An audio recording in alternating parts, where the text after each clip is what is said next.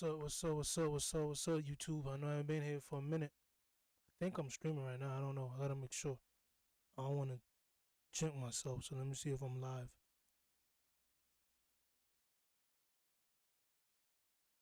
Gotta make sure. I think I am. I think I am live. I just want to make sure, y'all. I don't want to be doing all this and then find out I'm not live and all this was, a waste. So let me make sure that I'm live real quick. I am live.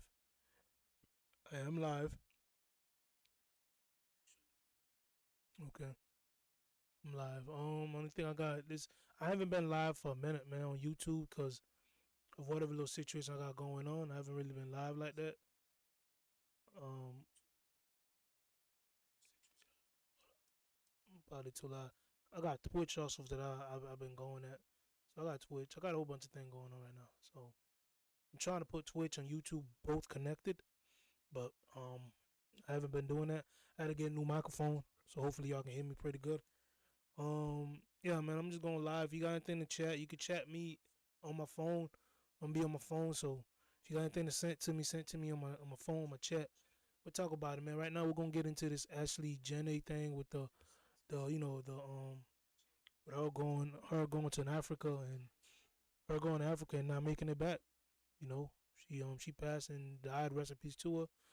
Let's listen what Akdemik had to say, and hopefully this is an hour long, so hopefully I can react to other things.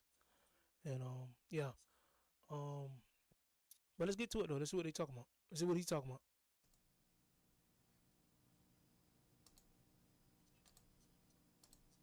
All right. We over here. Apparently this girl was from Jersey too. So there has been new information coming out about the death of Ashley Jenae Robinson, a 31-year-old influencer that traveled from Damn, she feeding zebras? the United States to Zanzibar, Tanzania with her boyfriend turned fiance Joe McCann to celebrate her 31st birthday and a surprise safari engagement he had planned for her. The couple stayed at the luxurious Oh, he engaged her? From the United States to Zanzibar, Tanzania with her boyfriend turned fiance Joe McCann to celebrate her 31st birthday and a surprise safari engagement he had. Yo, hell nah. Joe, what type of animal is this? Is this a tiger? Or a lion?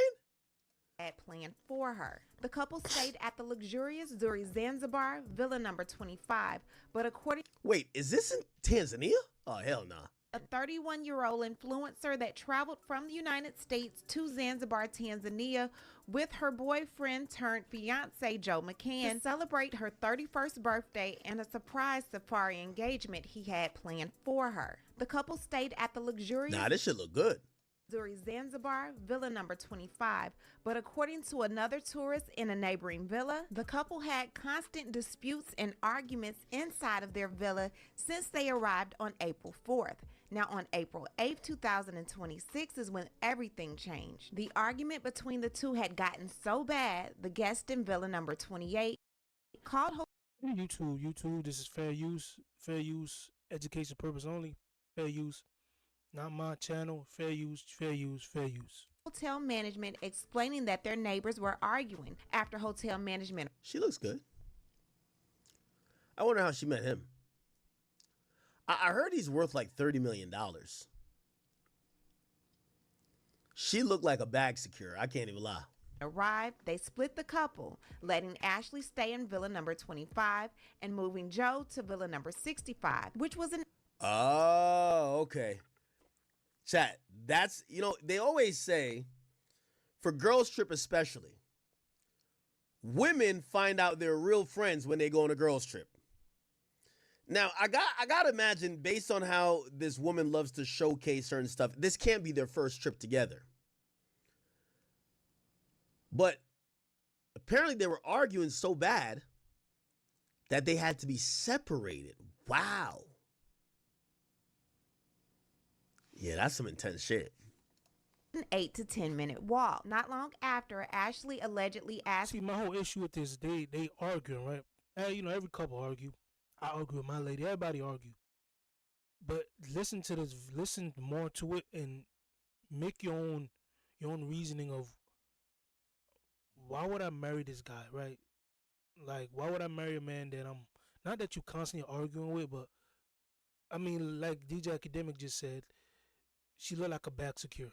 She do. She look like somebody who's recipes to her, but she do look like somebody who's like, hey, she do like a back secure. I mean, this you can see that this guy is, first of all, the guy I believe is like 50 or something. She's like I believe 31. You understand? That's already a flag already, a red flag already. And yeah, it's just listen to this and make your own reasoning of did she really like this guy? Was she really interested in this guy, or was she just interested? Was she just interested in the money? We're gonna continue. One of the room attendants if she could borrow his charger. She said to come back in 10 minutes. When he did, he noticed that he could not get in. The room was completely dark. He used his emergency key to get in. He heard a loud thump and saw her struggling in the closet. Instead of attempting to get her down, he went to go get help. She was then rushed to the hospital. Now there has Wait, what? He hears a thump. He sees her struggling in the closet, and he goes to get help. He doesn't go help her? Okay, this is odd. He heard a loud Crazy, thump and saw her struggling in the closet. Instead of attempting to get her down, he went to go get help. She was then rushed to the hospital. Now, there has been a lot of conflicting stories. However, the Deputy Director of Criminal Investigations in Zanzibar held a press conference. Yeah, chat, I ain't gonna lie to you. This is the lead investigator over there. Yesterday explaining everything. Now it's in Swahili. I had a gentleman who lives in Zanzibar to translate it for me. I paid him to make sure it was right, and then I created a PDF so you and I can read it together. At around 2:15 at night at Zuri Zanzibar Hotel, located in Nungwi, North District, North Unguja region, a woman known by the name as Ashley. Yo, chat, no disrespect to Tanzania or whatever the fuck that place is. I'm gonna just bring my ass to Turks. Yo, if they speak in Swahili, nigga, sayonara. I ain't over there, nigga. If I need a translator, I'm good. I'm good.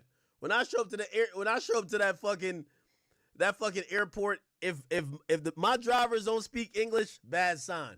I don't want to be nowhere. I keep telling y'all the vacation spots I want to go to.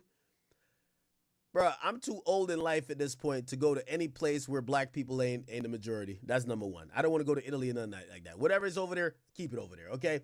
That's number one. Number two, if I go somewhere and they're not catering to the language that I'm used to, and I got to go try to figure out what the fuck they're saying, I'm good too. I'm in the wrong area. Fuck out of here. Jenae Robinson, age 31 years, a citizen of the United States who had arrived at Zuri Zanzibar Hotel for tourism activities. Holding passport number blank, she attempted to unalive herself by blanking herself using a gray clothing belt, which she tied inside a wardrobe located in room number 25, where she was staying at that hotel. The guest had checked in on April 4th, 2026, together with her fiance, known as Joseph Martin McCann, age 48, who was also staying with her there at the Zuri Zanzibar Hotel. According to the records, they were expected to leave on April 10th, 2026. On April 8th, 2026, at around 6 o'clock in the evening, a romantic dispute occurred between these two individuals, Ashley and her partner, Joseph. That dispute between the two was noticed by a neighbor who was staying in room number 28, and that neighbor reported the matter to the hotel management, explaining that their neighbors were arguing.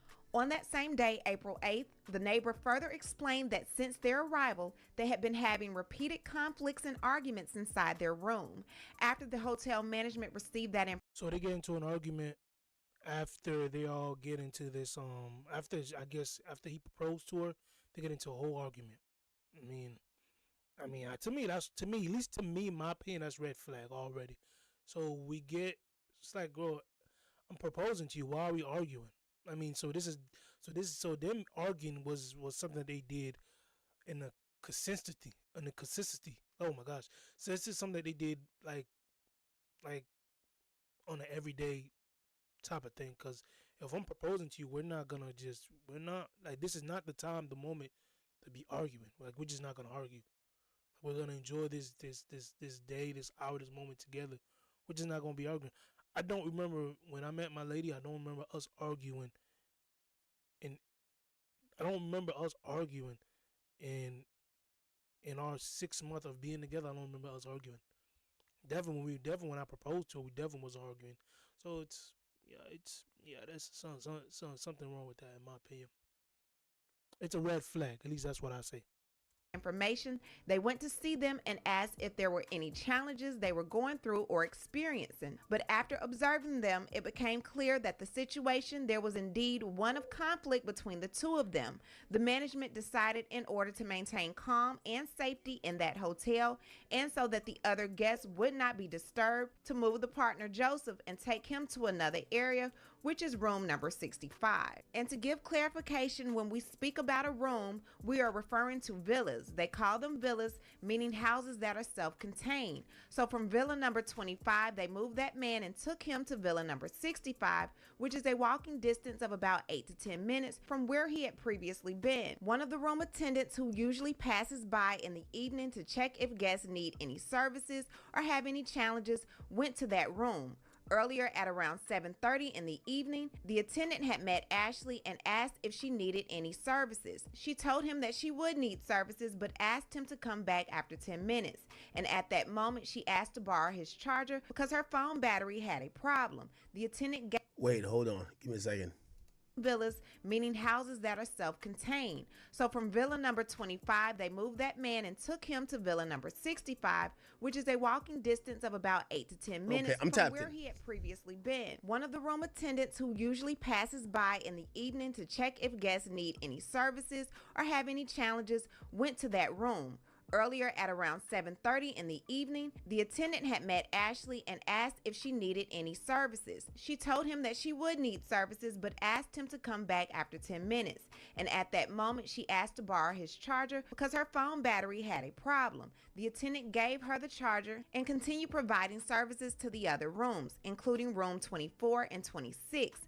After about 20 minutes, he remembered that he had promised to return to room number 25. When he returned, he knocked on the door but found it locked with no response, and all the lights inside were off. Because he had a spare emergency key, he used it to open the door and check inside. When he opened, it was dark. Wait. Who's he? Who's he? I think that he is the assistant. Is the person who's working at the hotel, if I'm correct. He. Are they talking about her soon-to-be husband or whatever? Services, but asked him to come back. Or they're talking about the attendant? Are they talking about the attendant? After 10 minutes. And at that moment, she asked to borrow his charger because her phone battery had a problem. The attendant gave her the charger and continued providing services to the other rooms, including room 24 and 26. After about 20 minutes, he remembered that he had promised to return to room number 25. When he returned, he knocked on the door but found it locked with no response. So this is the housekeeper, right? Or like the attendant, right? And all the lights inside were Okay. off. Because he had a spare emergency key, he used it to open the door and check inside. Oh, so why do they keep saying the husband found her? This was the attendant that found her. When he opened, it was dark. As he entered and tried to continue checking further inside, he heard a sound coming from the left side where there are wardrobes. When he looked there, he saw Ashley blanking inside the wardrobe using a clothing rope like those sweaters they use in the room. So when he's speaking about wardrobes, he's speaking about a closet. And when he's saying the sweaters, he's talking about the robes that typically come with the room. He's saying a belt from the robe was used. The rope is normally used to tie around the waist or stomach. She fastened it above onto the hanger bar inside the wardrobe, the metal bar used to hold hangers. Ooh. He found her there struggling. He ran out quickly to report the situation, and hotel management arrived quickly. They brought her down immediately, gave her first aid, and rushed her to a nearby hospital for urgent treatment. After receiving treatment there, she was transferred to Impala Hospital, located in the western town, for further treatment. While she was continuing to receive treatment on April 9, 2026, at around 3 o'clock in the afternoon, she passed away while still receiving treatment. The investigation into... So So she didn't die at the hotel. So I mean, she died. What? She died at the hospital. Huh. This incident is still ongoing. As I speak, doctors and specialists at Lumumba Government Hospital are conducting a post-mortem. Oh hell no! You finna pass away, nigga. You wanna be at Cedar Sinai Hospital, nigga. You wanna be at St. Jude's Hospital in New York City, gang. You at Lumumbu? Oh hell nah. You're at Lububu Government Hospital? Oh hell nah. Oh hell nah. You at Lumber Government Hospital? Oh fuck no. Fuck no. I run a podcast solo. No producer, no editor, no tech skills, just Riverside. You at Luau Hospital? Oh, fuck out of here. Nah, hell nah. This is not the hospital you want to have your last moments at. This is one of them hospitals you go in there, they don't even got no machines. They just got a witch doctor spraying over you, sprinkling salts, thinking this is fucking Wakanda or something. Go get the flour. Go get the flour. Fuck her out of here, man. I need where they got all the shit. All the shit. Where the surgeon at? Where they at? You fall ill, you need to get brought to the place they brought Ben 10 at. Not Luau, like, fuck out of here. Labubu Government Hospital? Fuck no. Wherever they brought Ben 10 at, they'll save your life. They bring you over here? That's another we're gonna get into, the whole Ben 10. I'm real late on this stuff, man. I'm real late. I'm gonna try to stay with y'all for about, hopefully I get some views. I'm gonna try to stay with y'all till like 10 o'clock. It's 5:13 where I'm at. I'm gonna try to rock with y'all till 10. I'm gonna try to. Don't take my word for it, but I'm gonna try to till 10. If not 10, maybe the latest is 8. But yeah, let's get to it. It's bad work, chat. This is one of the things I don't like going overseas. Because we be going overseas getting impressed by the beaches. Nigga, did you see what happened? I'm gonna do it respectfully, but rest in peace to my man, the friends of Anthony Joshua.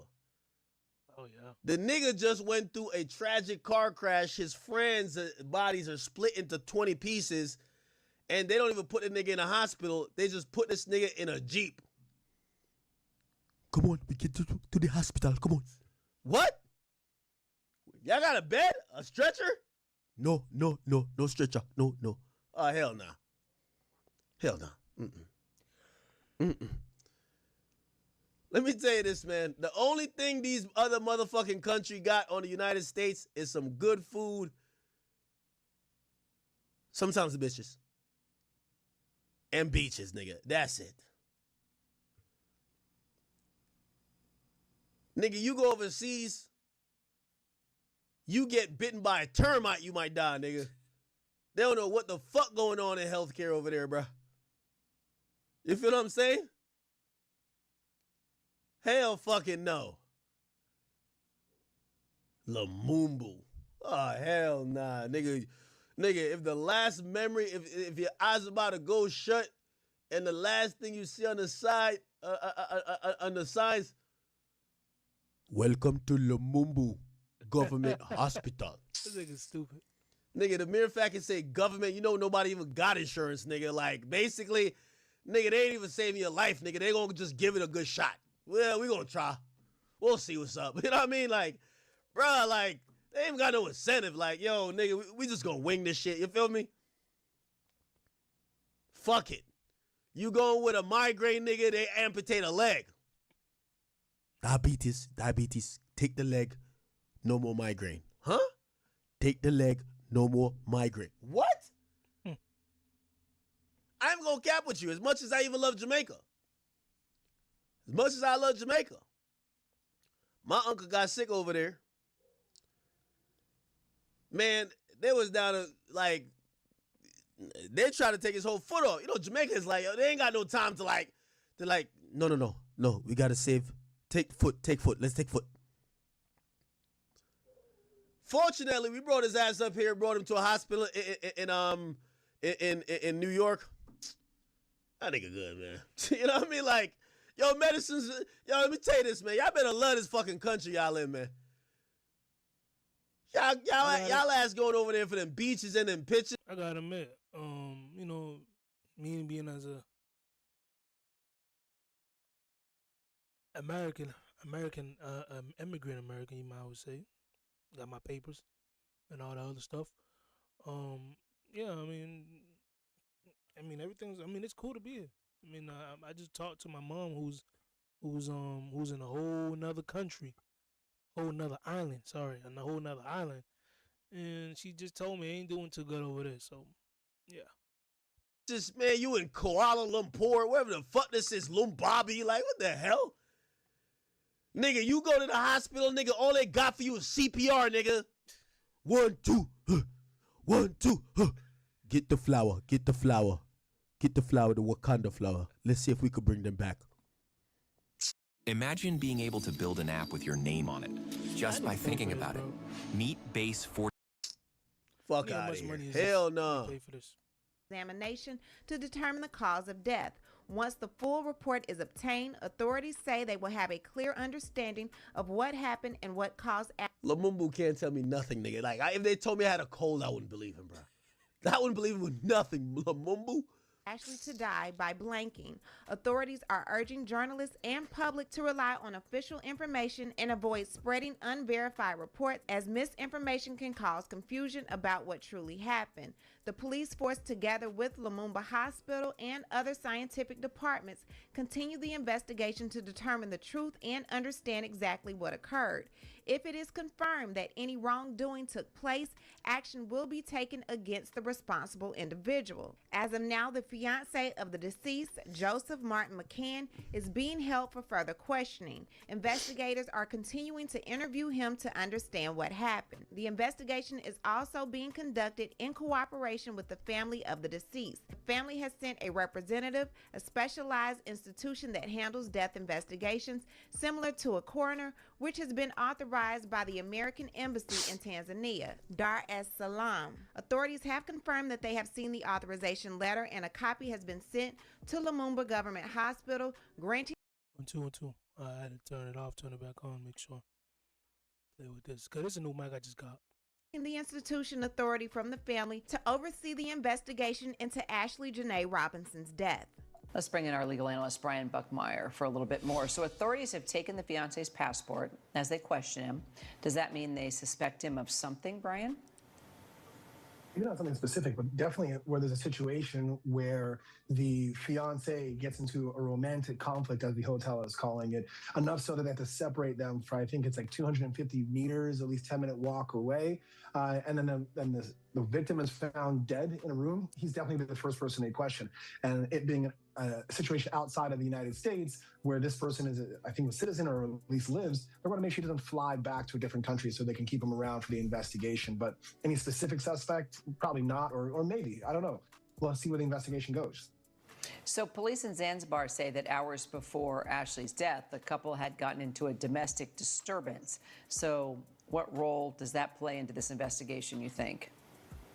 Kira, I think that's where you start the investigation, right? Where there's an argument between two individuals, especially one involving some sort of domestic dispute, the first person you go to. We've done these cases enough times here where we know law enforcement is going to go right to the spouse. There's an argument. What was the argument about? How heated did it get? You're going to then talk to any witnesses who might have heard the argument on either side. Why did the hotel believe that it was so big or such a large issue that they had to move McCann to a different hotel? All of this is going to bleed into their investigation to figure out what happened. Is this a situation of self-harm, or is it a situation where someone killed another? Now, they're also holding his passport while they're pending the autopsy report to see what the cause of death is, what the manner of death is, because that will give them more insight to this investigation.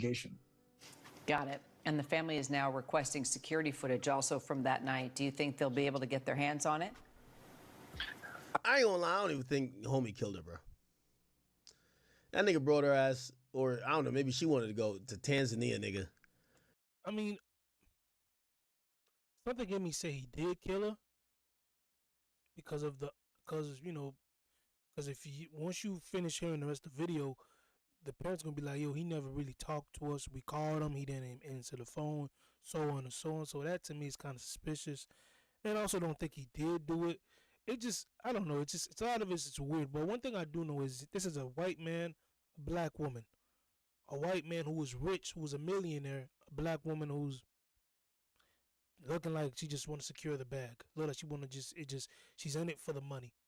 And I don't think, just in my opinion, I just don't think the family's gonna get any justice because most Dr. Umar said this, and Dr. Umar said that he's like most black women are looked as in the justice system as very sexualized women. They look like more like they look more and they look more like when a black female walk into the court, definitely in stuff like this type of situation we're talking about right now with the Jenae and her husband, with that type of situation, more like I said, and I agree with that Umar said. I agree to 50%. Most black women, I believe, in the justice system, they are looked at as a very sexualized females. So they're not. I don't feel like they get justice like they should. As a white woman, when she walk in the court, she'll get justice real quick than a black woman. And so I don't believe Jenae is gonna get any type of justice because she's already looked at as a female who wanted to be with this guy for for the money. So I don't know. I don't really see justice for them. Bro, there's Again, my opinion. just, if she wanted to get away with it, hanging the chick is not the way to try to get away with this. You feel me? The way to get away with this is going to wild safari with this chick, leave her ass in the wilderness, and just say, yo, the fucking tigers ate her. You know what I mean? Like, yo, she got ate by the fucking, you know what I mean? The gazelle ate her ass. You feel me? Like, I really don't, like, it's one of those, like, I seen this recently where a nigga wanted to kill, I think it was a relative though. They just went out there on a boat, pushed the motherfucker off, and be like, yeah, I ain't gonna lie, we capsized. I don't know how I survived, but they did. Like, some shit like that. You feel what I'm saying? ChatGPT, can I make money on Airbnb with $0? Yes. Well, I don't know if there's cameras at this place, but knowing that there's other people around, I don't think the nigga's going there. And then, this kind of, I don't know if she's a loudmouth chick or whatever, but like, how do you even get her in a fucking noose or whatever? I have a sneaky suspicion, and this is one of my initial thoughts. My initial thoughts is that this is an accidental killing, an accidental suicide. I guarantee they had some type of fucking toxic relationship. I think it's very important to note that that homie got moved, right? And by the sound of it,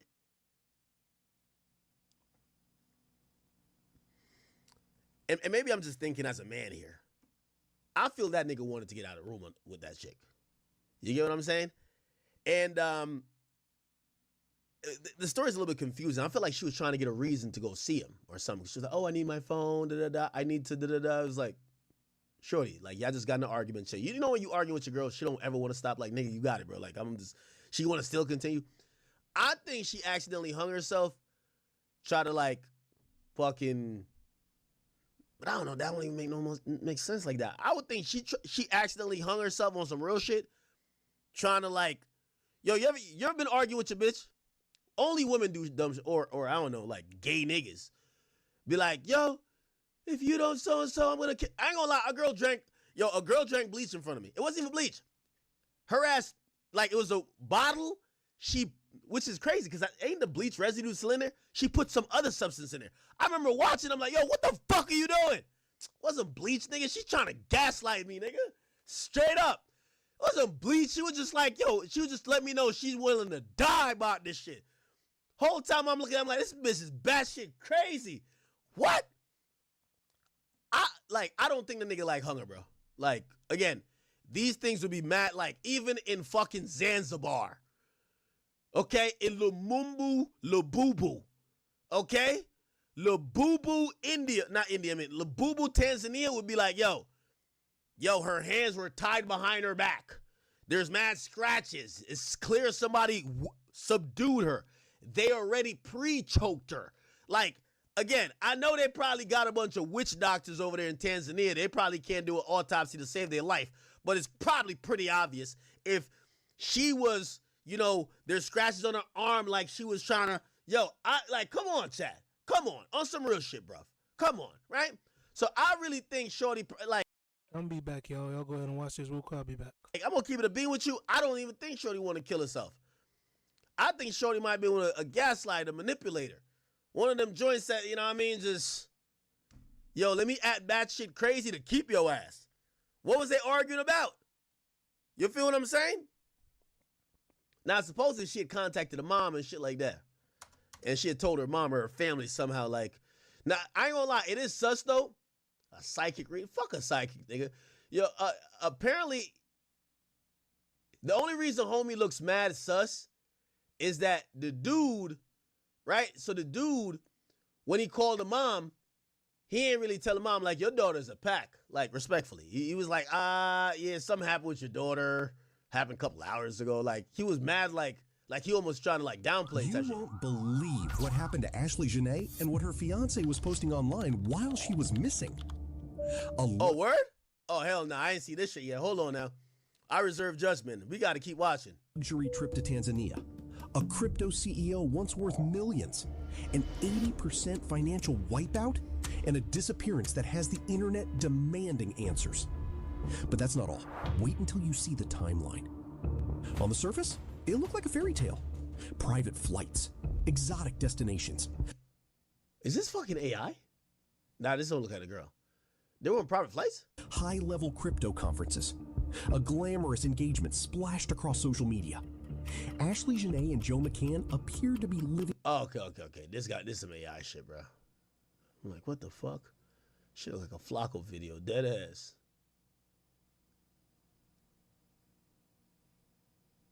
What? There is this page on the internet called Live Bites.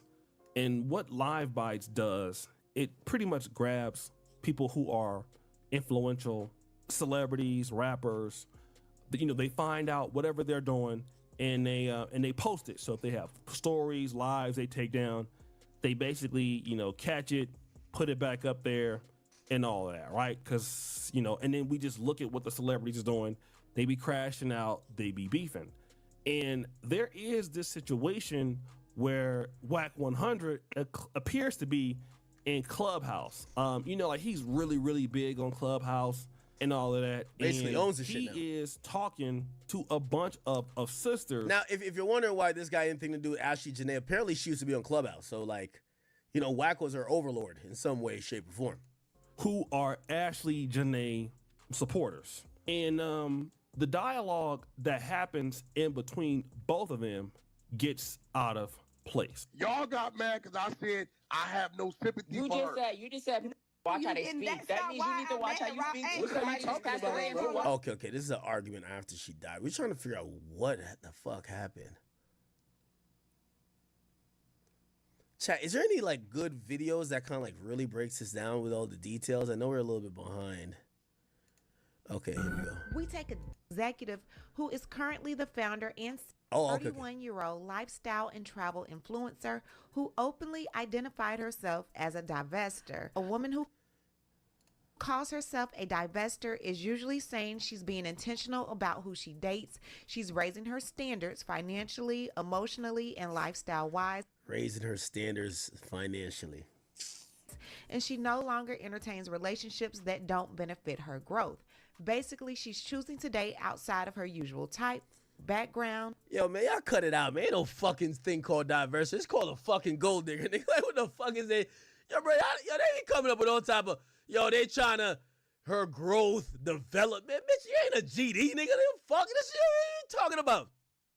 Oh, this, if it doesn't contribute to her growth, her development. Man, she just want a rich nigga, man. She just want a rich nigga. Give it a bean, man. Come on, man. Basically, whatever this person's saying, that's what bitches say after they done got fucked by all the hood niggas that got holes in their drawers, that's broke as fuck, that can't spend on them, and that they gotta have a job and the nigga living off them. They find some sugar daddy who gonna pay the bill, and then they claim they're in their soft era, and then they flex with that nigga's money. This is the nigga she's flexing with his money. Stop this old... Yo, bitches be talking about they worth. Like, bitch, what worth you got, man? Like, what are these hoes talking about? Yo, listen to this dumb shit. It's like, yo, you write escort language. Ashley Robinson. Now, I ain't really saying nothing about her. Like, God rest her soul and shit, but like, I hate when they start prettying it up. Like, what? Known online as Ashley Jenae, a 31-year-old lifestyle and travel influencer who openly identified herself as a divester. A divester? What the fuck? Woman who calls herself a divester is usually saying she's being intentional about who she dates. Intentional about who they date. Yo, women be saying the dumbest shit in history. Yo, everybody intentional, nigga. I'm intentional about bitches I fuck. I'm intentional about everything.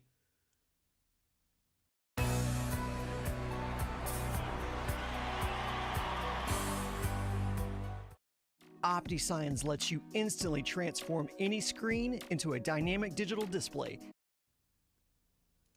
She's raising her standards financially. The first thing that comes to when it's like they're raising their standards is financially. Yo, bruh, the higher y'all go up, listen, we treat you worse. Yo, I'm gonna keep it a bean. I don't even know why they say they're raising their standards. Like, yo, we gonna treat you worse. Bitch, you wasn't with us shooting in the gym? Get the fuck on out of here. Yo, let me tell you this. All y'all chicks that's like, yo, you know what? You're tired of dating bum niggas, so now you're gonna get a rich nigga. Unless you get a sucker, trust me, you finna, your new name is Doormat. Straight up. Like, what you think? Like, you were letting the bum ass niggas have it their way? Now you get a millionaire? Now you gonna run my life? Doormat, nigga. Fuck out of here. Straight up. Like, what you think this is? Like, yo, what you think you just lucked up and won the lottery? Like, bitch, like, she just, oh, I just raised my standards and got my dream man. No, you did not. Fuck out of here. You better go find a nigga in church. Yo, the more zeros a nigga make, yo, let me tell you this. Where I'm at, you get to this, I bet. Yo, you made a little 10 piece? Yo, gang, I don't want to hear shit. Doormat, learn to cook. Let's get it popping. We gonna go out. I ain't doing no tricking shit, but you could be my girl. If you my girl, I'll buy you some shit. I ain't gonna cap. But other than that, we coolin'. When you get to another zero, you get to the you get to the 9 figures, you're getting pissed on. Facts, straight up. You better like urine. Ask Diddy. Straight, yo, I'm telling you, like, I'm gonna kill all the myth. If y'all ain't, like, I'm not about to sugarcoat it. Name me the person, I'll tell you exactly how you getting treated. All that shit, y'all can flex for the gram. I'm gonna tell you exactly how it's gonna go down. Straight up. That nigga like me,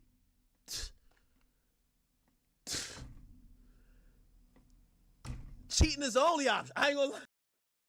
That's crazy. But no, I get what, I understand where he's coming from though. I get what he's coming from. His whole thing is, listen, the more money somebody make, the more the female get treated like a crap. You know, maybe for some people it's not everybody, but certain cases it might be. You know, it might be if they know that you only in there for their money. That could have been the argument right there. The argument could have been like maybe she's cheating on this guy, because there's a video of her talking crazy about, you know, black mans and all that. So, you know, usually females like that who talk crazy about black men are usually getting pounded on by.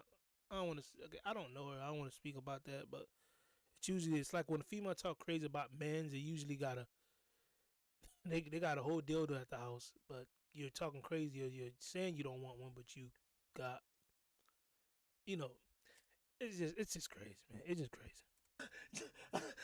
They ain't even cheating, bro. They ain't even cheating. What are you talking about? I'm not on the piss level. I'm not gonna piss on you. Without you, I'm playing. Diddy's pissing on you. You date Future, you in a harem. You gotta listen. All these chicks want a millionaire that's like a cuck. They want, like, all these chicks think they about to get a millionaire that's gonna trick on them and basically be Russell Wilson. Man, stop it, nigga. Hey, people tripping on that Russell Wilson. In my opinion, I feel like Russell Wilson didn't really mess up on anything. Really, Russell Wilson got a woman that's a millionaire. Sierra's, I believe, is in the same pocket range as Wilson. So I don't think I don't know if they're making fun of Russell Wilson. Russell Wilson, he did nothing wrong, at least in my opinion. I don't feel like there's nothing wrong being a stepfather to a woman. It's just that make sure she's a good woman and she's not using you to be a stepfather. You understand? And also make the right choices, as if hopefully she doesn't have 4 or 5 baby daddy running around, because you don't want to deal with 4 or 5 baby daddies. Only you feel me? It's only one of you, bro. You don't want to deal with 4 or 5 of them, and vice versa for a female. You don't want to deal with 4 or 5 baby mama. So yeah, just make the right choices, in my opinion. Or if you just don't want to deal with another man, kids, or ex-girlfriend or ex-wife, just don't date them. Everybody think they about to get a Steph Curry. Man, you ain't finding that. Talking about you divesting, you raising your standards. I bet. Raise your standards and open up a cookbook. Raise your standards and clean the crib. Now, somebody's right. A rich white man, if he got that kink, he got that Stella or Steven got his groove back. One of those Steven got his groove back niggas. Like he's still rubbing her ass, looking at the curvature saying, God damn. He never seen a melanated sister with full lips. Or he's seen them. It used to be his fetish. Now we finally get a chance to get her. So he tricking like a motherfucker. This is the worst combo, though, because chicks like this run that nigga into the ground. I ain't gonna cap. Emotionally and lifestyle wise, and she no longer entertains relationships that. I ain't gonna lie. I salute all black chicks who get ran through by niggas and realize that your worth with niggas is 2 a.m. pussy, and then they find a white dude who makes them their wife. That real. I don't know if she was I ain't gonna say that. Been to one of my side chicks recently. I ain't gonna cap with you. She posted a whole marriage thing. I'm like, I've never seen the use of this chick for anything other than threesomes. I can't even lie to you. So I was like, oh shit, somebody married her. When I look, it was this white nigga. I'm like, if only he knew, but I hit like, good job. I ain't gonna lie, white dudes, you know how black dudes married a fat white chick that the white dudes don't want? That's a fact, right? We all know this. Black dudes are notorious for marrying the fat, cholesterol high bitches that white dudes don't want. Why? They got good credit. Hey, y'all give me a chance. I'm gonna try to fix my headphone real quick. Hopefully y'all can still hear it. Just hold up. Stability. Fuck it. And some of them are just straight on some Sambo shit. Fuck it, man. White niggas are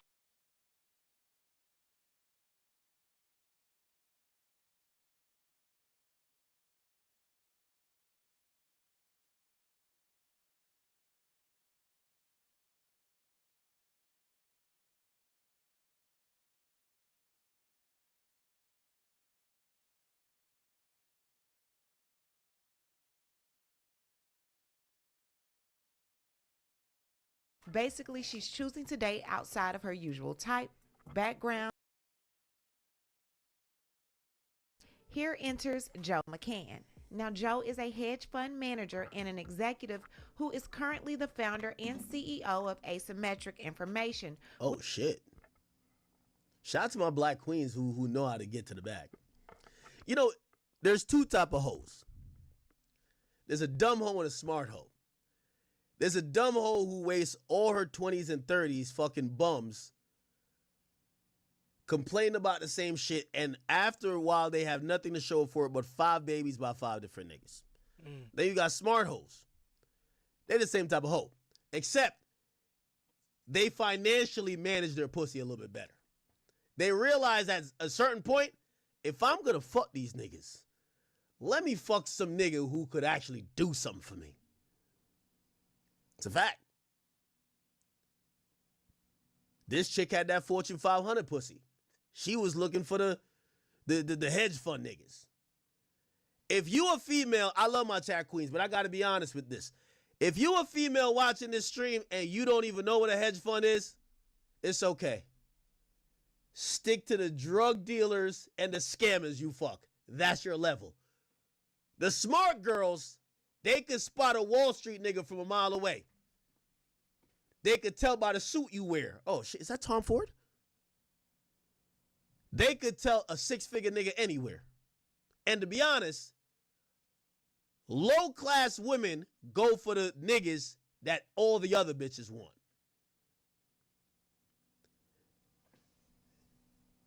The chicks that's gonna, okay, he's a doctor, he's a this, okay, this nigga's a physicist, this nigga, he works on Wall Street, he works for the hedge fund.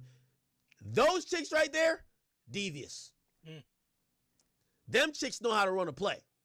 Them other chicks, we just call them dumb baby mamas. Yeah, you let the fourth hood nigga nut on you too? Jesus Christ. You a lost cause. Usually those girls turn into has-beens. 4 bums fuck them, because let me tell you this. Anytime a beautiful girl come out of the hood, there's always one bum nigga when he said, I got to make sure she's mine for life. You always, it's bum niggas are the, this is why, you know what I mean? Like, if you have sisters or anything, advise them to stay away from bums. Bum niggas are the antidote of beautiful women. They gonna put a baby up in there. That's a fact. Are you getting the runaround from workers' comp after your work injury? You're not alone. A lot of injured workers, which has been acquired by MG Stover. How many bad bitches you know got a bum nigga baby daddy? Just list them out. They bad, but then really, you know, at a certain age, past like 26, 27, you dealing with this bad bitch, but she got a kid by a bum. You dealing with the bad bitch, but she got a kid by a bum. And she looking at you on some Russell Wilson shit like, nah, it's just a small mistake. You ain't finding no chick who had a baby by the baller. She had a baby by a millionaire, now she's looking your way. Her baby daddy is the bum of the bums. And sometimes they feel so embarrassed, you know what they're going to say? He take care of his kid. You know what that means? Yeah, he's a bum-ass nigga, but at least he watches the kid every 3rd week.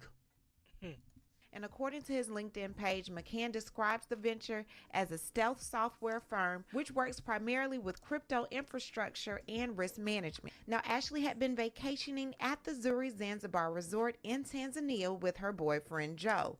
During the trip, she shared on Instagram that the two had gotten engaged after Joe proposed to her while they were on a safari. Now, she even posted a video capturing that special moment. Throughout the trip, Ashley appeared happy and fully enjoying herself.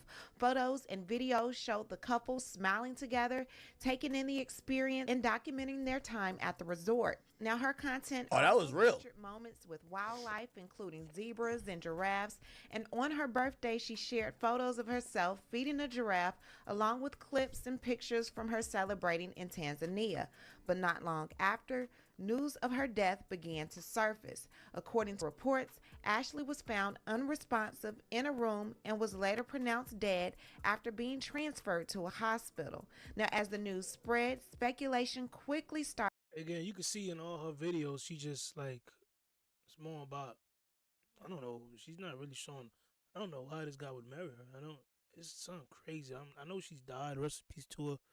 I don't know if she committed suicide because she figured out, bro probably just came up and said, you know, I don't want to marry you no more. I think I'm doing a mistake here, getting a relationship with you. I don't know what, bro. I don't know what caused him to like wake up. But he woke up. And I don't know, man. I just think like, cause so much of this where it's all about looks, and you're gonna see things like just a certain lifestyle. She's more about the looks and lifestyle. The guy might be there just to be there, but like I said, I'm gonna keep saying I just don't see justice for them. Just don't see it. Started building online about what may have happened. Now, Ashley's family released this statement to the public yesterday. Ashley Robinson was on what should have been one of the happiest trips of her life, a birthday celebration in Zanzibar, Africa. Ashley's birthday was April 5th. She just turned 31, surrounded by beauty, love, and wildlife. She became engaged during a safari, an unforgettable moment that marked the start of a future she was so excited to build. She and her fiance, Joe McCann, were staying in a luxury villa at the Zuri Zanzibar, continuing what we believed was her dream trip, but just days later, that dream turned into our family's worst nightmare. Ashley was found unconscious in her villa and was rushed to a local hospital where her death was confirmed hours later. Nothing about this loss feels real. One moment she was celebrating love and life in truly Ashley fashion, and the next she was gone. This suddenness, the unanswered questions, and the distance from home have made this tragedy even more overwhelming for our family. At this time, there is an active investigation into the circumstances. I respectfully, I'm trying to get to the details here. Treated as unverified. It's the timeline, the conflicting explanations, and the growing number of people saying something about this story just doesn't add up. Because depending on who you ask, this is either a tragic situation or something that still hasn't been fully explained. So let's really slow down and walk through everything from the beginning all the way to where things stand right now. Now, Ashley Jenae, whose real name is Ashley Robinson, had built this presence online centered around lifestyle, travel, and what she described as an investor. And whether people agreed with her approach or not, she had an audience that followed her journey, watching her travel, her perspectives, and the way she presented her life. So when she traveled to Tanzania earlier this month, it wasn't just a random trip. This was a milestone. What's her Instagram?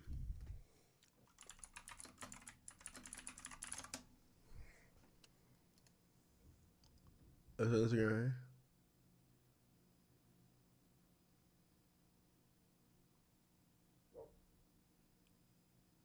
Huh.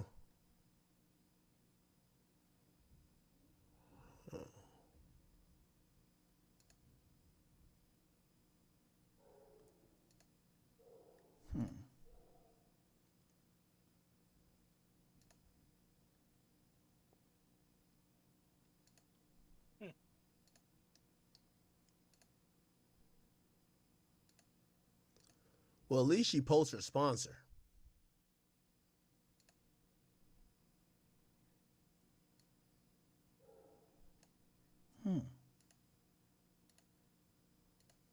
Did she have children? Space 44 super agents. Careful, there's no going back. No setup. Just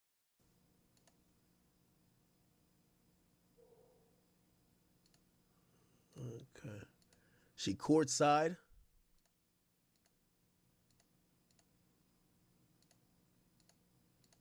See, this is the life this is all the life she showed. It just, like, I don't know, man. If you're a wife, you're gonna show things of what wife you want to do. This is like, she's showing her. It's like she's crapping on somebody. I don't know who she's crapping on, but she's crapping on someone. It's not showing like, yo, I'm happy to be married. It look like she enjoyed this life more than she want to be with the husband. That's what it looked like. First class. Here's what you rich people need to do. You guys need to come out broke as hell, like you don't got no money. Like, go live like somewhere in the freaking, like, if you meet a female, you ain't got no money, bro. Just do it for about, try to do it or try to hide your money for about 6 months to maybe a year, if possible. And just live in a normal house, bro. You don't gotta live like in a bad neighborhood, but live in an apartment or something. Live in an apartment and just see if you can work maybe a Family Dollar or just work for somebody.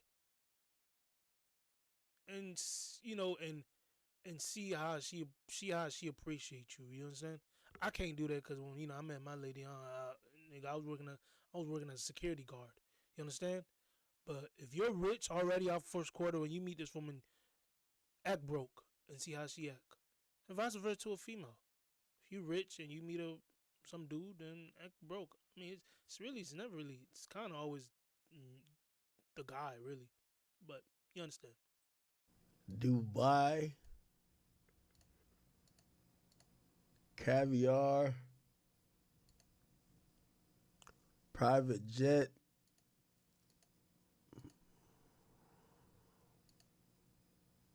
Lambo.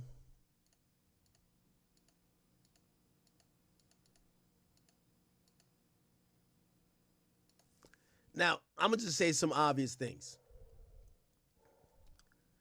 Her life, in terms of perception and what she's given out, she's attracted to and kind of like really committed to all these materialistic things. Yeah, everybody can see that. She's more committed to the Christian Dior, the nice life than the husband.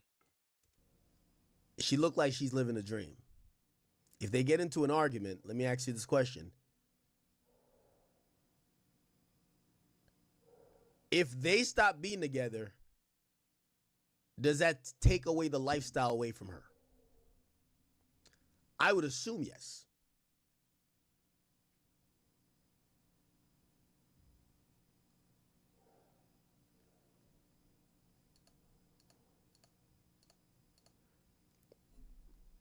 Yeah, she's really big on showing every fucking thing she's ever gotten.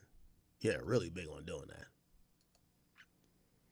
If they get into an argument, he says, you know what, we're done. I'm over this. Her lifestyle is basically threatened at that point, huh? True. Moment. She was turning 31. She posted her engagement on the 3rd, 2 days before. Okay. Still taking a sentence somewhere in Africa. For her birthday. On the 4th, she posted, "If this is a dream, please don't wake me up." And on the 5th, her actual birthday, she posted chapter 31, and I'm exactly where I need to be. He responds with me. One of her friends uploaded this to Twitter showing an alleged text message between the two. It says, "My dog, congratulations. Me and Taylor crashing the wedding." Ashley responds, "Laugh out loud, my dog." Friend responds, "Let's see that rock." She says, "Thank you, man. Don't need to crash something you'd be invited to, gang." Friend responds with the fire emoji, and Ashley says, "But we'll probably just elope. Laugh out loud. I don't want a big wedding, maybe a big after party." Friend says, "We shall be there." This all happened April 3rd, the day she became engaged. Surprisingly enough, being on a trip like this, she never posted again after that birthday. Now, saying I'm exactly where I need to be is what has many of us struggling to process what happens next. So let's think for a second. She's on a luxury vacation, she's celebrating her birthday, and she just got engaged. Now, to most people, this sounds like the beginning of a new chapter, not the end of one. And that's where the timeline is so important, because everything, at least on the surface, was moving in a direction that looked positive. There was no public signs of distress that have been widely confirmed. No clear... Nah, hey, chat, let me tell you this. Any chick that posts like this, they're full of drama. Straight up. Yo, that Instagram feed being this vibrant tells me they've been beefing nonstop. Trust me, chat. This shit's all a facade, bro. This shit, anytime a bitch start posting certain type of captions, I need to go to her Twitter. Probably a toxic relationship. Here's my point. Here's my thing with this. If it's a toxic relationship, right? If it's a toxic relationship, why are you marrying this guy? What's the reason of marrying a guy that you know that you and him are constantly are in an argument with? You're arguing with this guy back and forth on occasionally. Why marry this guy? If it's not in the mind of somebody who's on the outside, if it's not really about the money. You understand?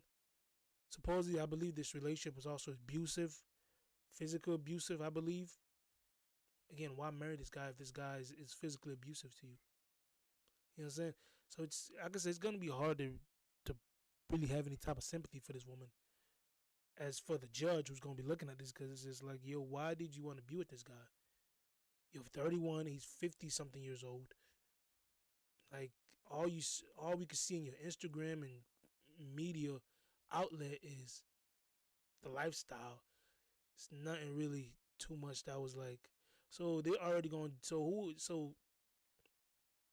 the judge herself or himself is already going to look at her, is already going to judge her off of the material things that she was showing. She really wasn't showing that she wanted to be with this guy. She looked like she wanted, looked like to, at least to my opinion, she wanted a lifestyle more than she wanted him. Like I said before. Women have a special gift from God. They make everything look good on Instagram. Everything. This shit was probably toxic like hell. You see, the imagery is not matching what the neighbors of the villa said. Oh, they were arguing like crazy. Nigga, if you think the argument just started there, bro, fuck no. They've been arguing all along. Hey, so I was just gifted by the brand Royal Clips this fade kit right here. Now, if you are a She just know what to post to get other First of all, women don't post for the nigga. Women post to get other bitches mad. She over there posting them Chanel bags to get other bitches mad. She beefing with like 2-3 bitches. She like, bruh, the whole time, her pussy not even getting too moist for this nigga, but she don't care. Them 3 bitches that think she competing with her, she going ham on Instagram. We don't know exactly what's going on in this relationship. Truth be told. Somebody said, how does Joe know her? Joe probably know her because of this what do you call it again? Clubhouse bullshit. Joe used to be on Clubhouse. Joe used to be sending these bitches money on Clubhouse like all the time. Like Joe was definitely a Clubhouse trick. Like I love my man Joe, but like he used to be a Clubhouse trick. Like Joe was in rooms, bitches is moaning and shit like that, like some freaking nigga shit, you know? Indication that something was wrong, at least not from what people could see, but then within days everything changed. Ashley was reportedly found unresponsive in her villa. Emergency services were involved. It's being widely speculated that she used— Chat, let me tell you this. The answer to what happened to this woman is in the text messages. I'm telling you right now. Get this nigga from Kuala Lumpur or whatever the get that nigga in Washington, D.C., nigga. Matter of fact, get that nigga in Brooklyn. Man, you just need any U.S. investigator to grab that phone, run that shit through Cellbrite, nigga. They gonna come back with all the shit, nigga. They gonna be like, oh, word, all right, shit. Guaranteed, nigga. Guaranteed. The answers to what happened to shorties in the messages. They were beefing. What were they saying?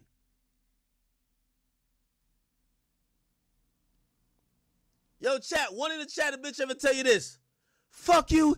If anything happens to me, if I don't wake up, it was all your fault. Man, I got work in the morning, man. What you talking about with this dumb shit, man? You better stop it, man. If you don't come over, if you don't come back to the house, man. I'm telling y'all, we gotta read the messages straight up. Let's read the messages. What's popping?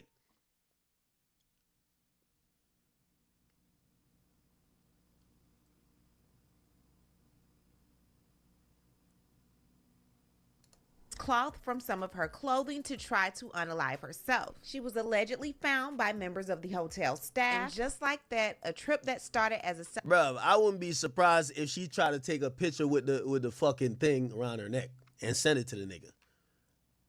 I know some crazy bitches, bruh. They'll fucking, like, they'll stage a scene like, yo, see what you did?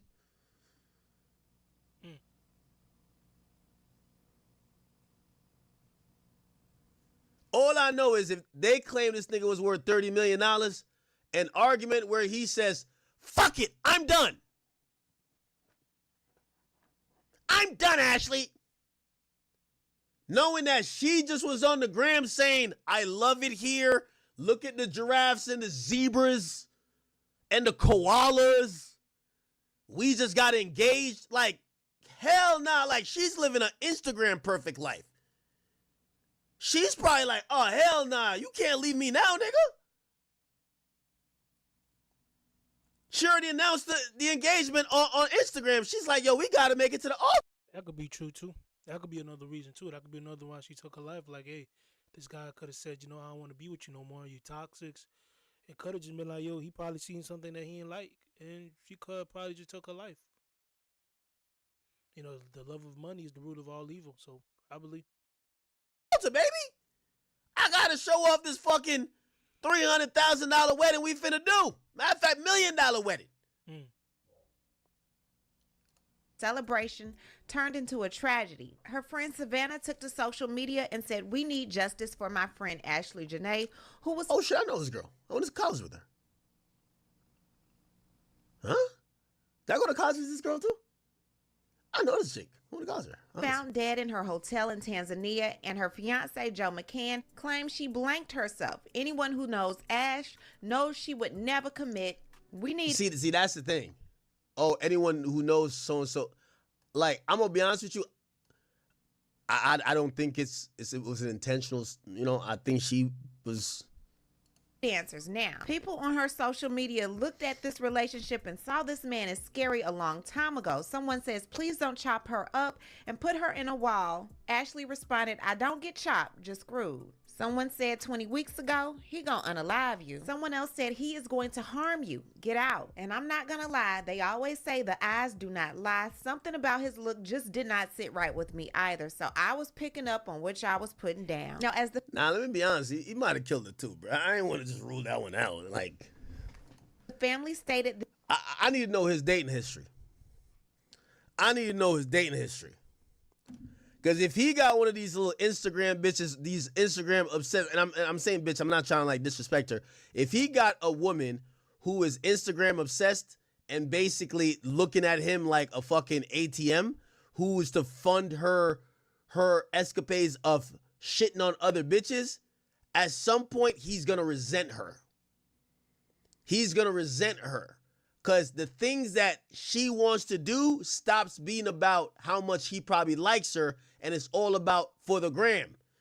You hungry as fuck, you get to this nice-ass restaurant atop of some shit that she claims she had to go to, right when you about to eat. She said, "Stop, no. I gotta take pictures." You start getting bent, like you start realizing this chick is like, she really on some just, man, like she over here just trying to create the picture-perfect scenario type shit. You feel me? You got to also think, anytime we looking at her Instagram, if you don't see her sponsor, nigga, who you think taking the picture, nigga? If you don't see the sponsor, he taking the picture. That's the way these chicks be working nowadays. Chad, I know. Chad, I brought like 10 bitches on a vacation, nigga. I saw every which way they try to edit me out to let their new nigga, be like, "Oh, no, I just went on vacation. Oh, I was just on a private jet by myself. What are you talking about? I know the pilot." Fuck out of here. Yeah. There's a couple she with the nigga, but who you think taking this shit? Bitch ain't got no, let me not say it. I apologize for my word. This chick ain't got no fucking photographer. The sponsor was taking all these pictures. Probably got tired of this shit too. And you know what's so crazy? Because anytime chicks get with a nigga like this, she's still DMing the nigga she really want to fuck. Facts. 100%. She with this nigga, he's paying for the whole bill. She'll pop out with him. And that sneaky link that be having, when he slang the dick on her back be bending in all type of positions that she need a chiropractor, she's still texting that nigga on the side, gang. Word too. He could have went through her phone and seen that on some Castanet shit. What the fuck? You don't never know with these joints, chat. A woman being with a nigga like this, she's still texting that nigga that she used to get donkey fucked by. Facts. You know I'm on vacation. When I come back, I'm gonna come see you. I'm gonna come see you. We on vacation right now.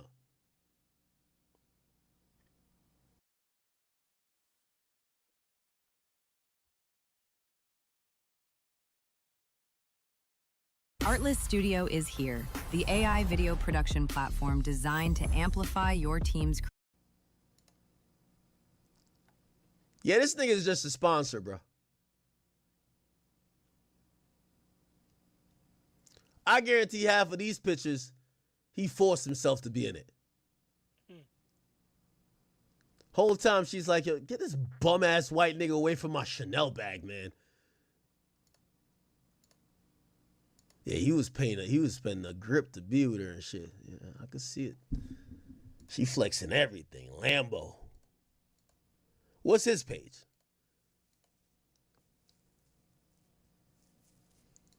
Sharing the life I dreamed of. Come on, man. Is this him right here? Joe McCann? All right, let's see. All right, let's look at him. Is this him? Yeah. This is already a bad deal. His page private, her page public. Imagine what her DMs look like. Movie, nigga.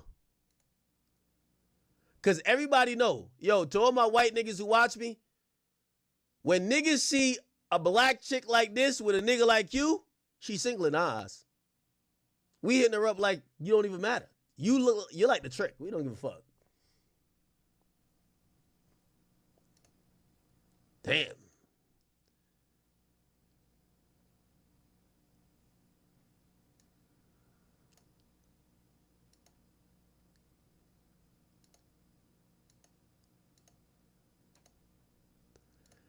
He probably called her cheating too, though.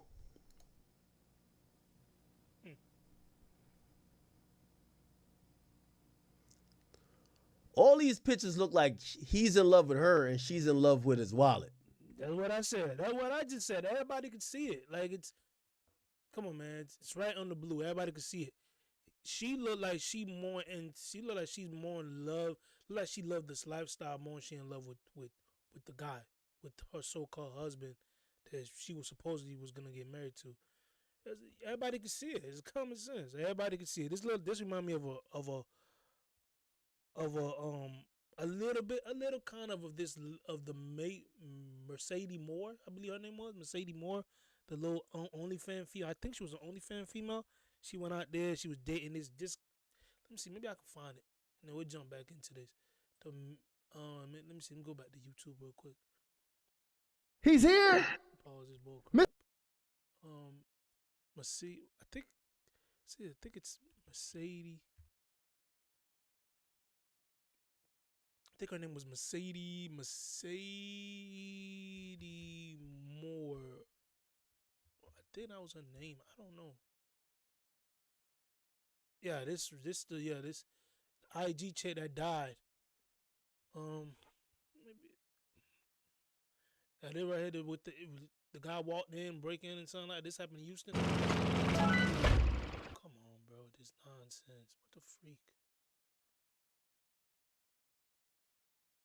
Incredibly tragic story here. We have learned new information that the 33-year-old social media model was strangled to death. That's according to the Fort Bend County Medical Examiner's Office. And police are also now trying to figure out a timeline of when this all may have happened, and also shared with us that they have not seen any signs of forced entry to the apartment.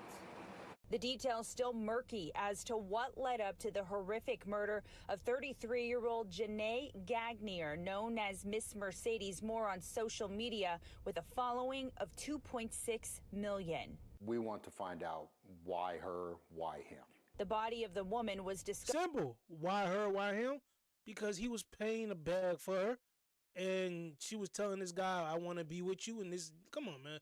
Look at the freaking guy. Sunday afternoon inside her apartment at the Cortland Sugarland complex. According to the medical examiner, she died of strangulation and traumatic concussion in what police are investigating as a murder-suicide. She wasn't interested in this guy. She wasn't interested in the guy. The guy just had nice money. She liked the nigga had a good pocket on him. The man was feeding her. Look at her. Look at her and look at him. You realize. A second body also found. Richmond police say it belongs to this man. This is the guy. This is the guy. This is the guy who killed her. Well, somehow he found his way inside her apartment and killed her. This is the guy she was supposedly was telling, yo, we're gonna be together. We're gonna be together. The guy finally woke up and said, we're not gonna. You lying to me, and end up freaking killing her. I'm not saying this is the same thing that happened to this whole situation here with this whole Ashley Jenae thing, but it kind of sounds like the same, at least to me. I don't know. I could be wrong, though. This situation is currently under investigation, so we will wait for them to have the full facts. However, I'm going to provide you with what the news outlets and police in Tanzania are currently saying. Now, according to a news outlet in Tanzania known as The Citizen, it says Zanzibar police confirmed self-unaliving in the death of a U.S. influencer, Robinson, fiance not And detained. then another thing too, she died in a whole nother country. The U.S.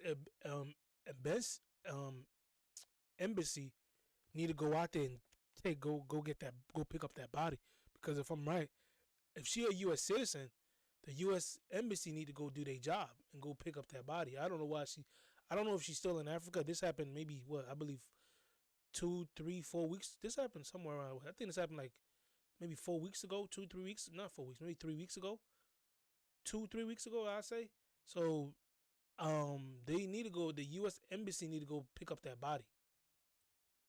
So it wouldn't allow me to read on their website without subscribing, so here we will read it from their Instagram page. It says, police in Zanzibar have confirmed that self-unaliving was the cause of death of the 31-year-old American lifestyle influencer Ashley Robinson, better known online as Ashley Jenae. The influencer died while on holiday with her fiance in Tanzania, and initial reports had suggested foul play. However, North Unguja Police Commander Benedict Mapajira told The Citizen after news of Ashley Jenae went viral across global social media platforms, they have ruled out foul play in her death. He said the incident occurred on Thursday, April 9, 2026, when the woman is said to have blanked herself using a piece of cloth from her dress inside a wardrobe. The regional police chief said the couple had been staying together but later had a disagreement, prompting hotel management to separate them into different rooms. The fiance, as it was reported, had disagreements, and later hotel management decided to separate their rooms.